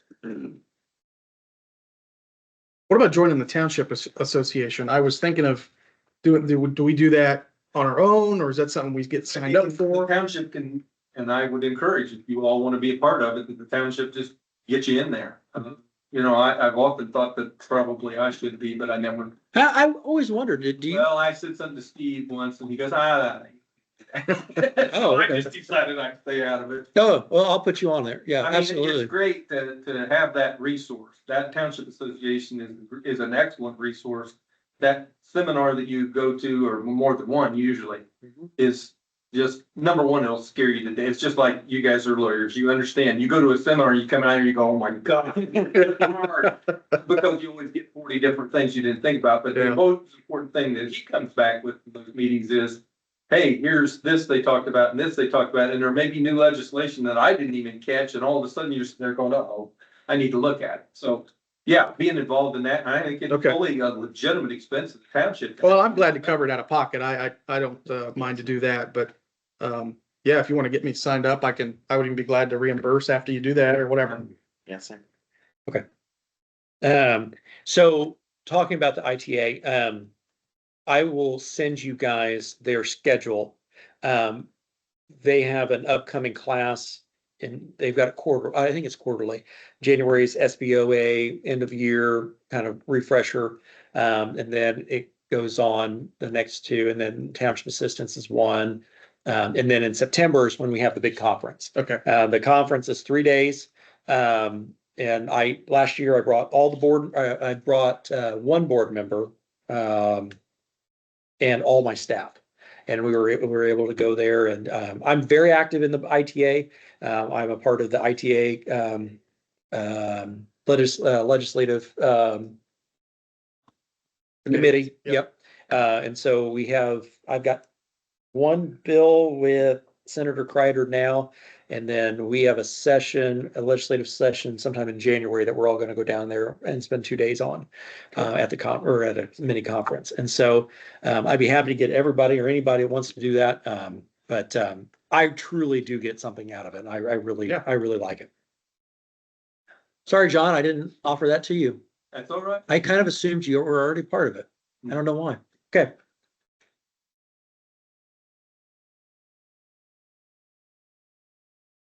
I'm good. I'm right here. Okay. Bump it behind. What's that? What we got on? Next meeting, February 11th. Next meeting is February the 11th, 4:30. Mhm. Everybody got that on the calendar?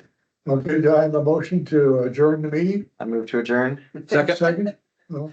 Motion made to adjourn the meeting. Seconded. All in favor? Aye. Aye. Meeting adjourned.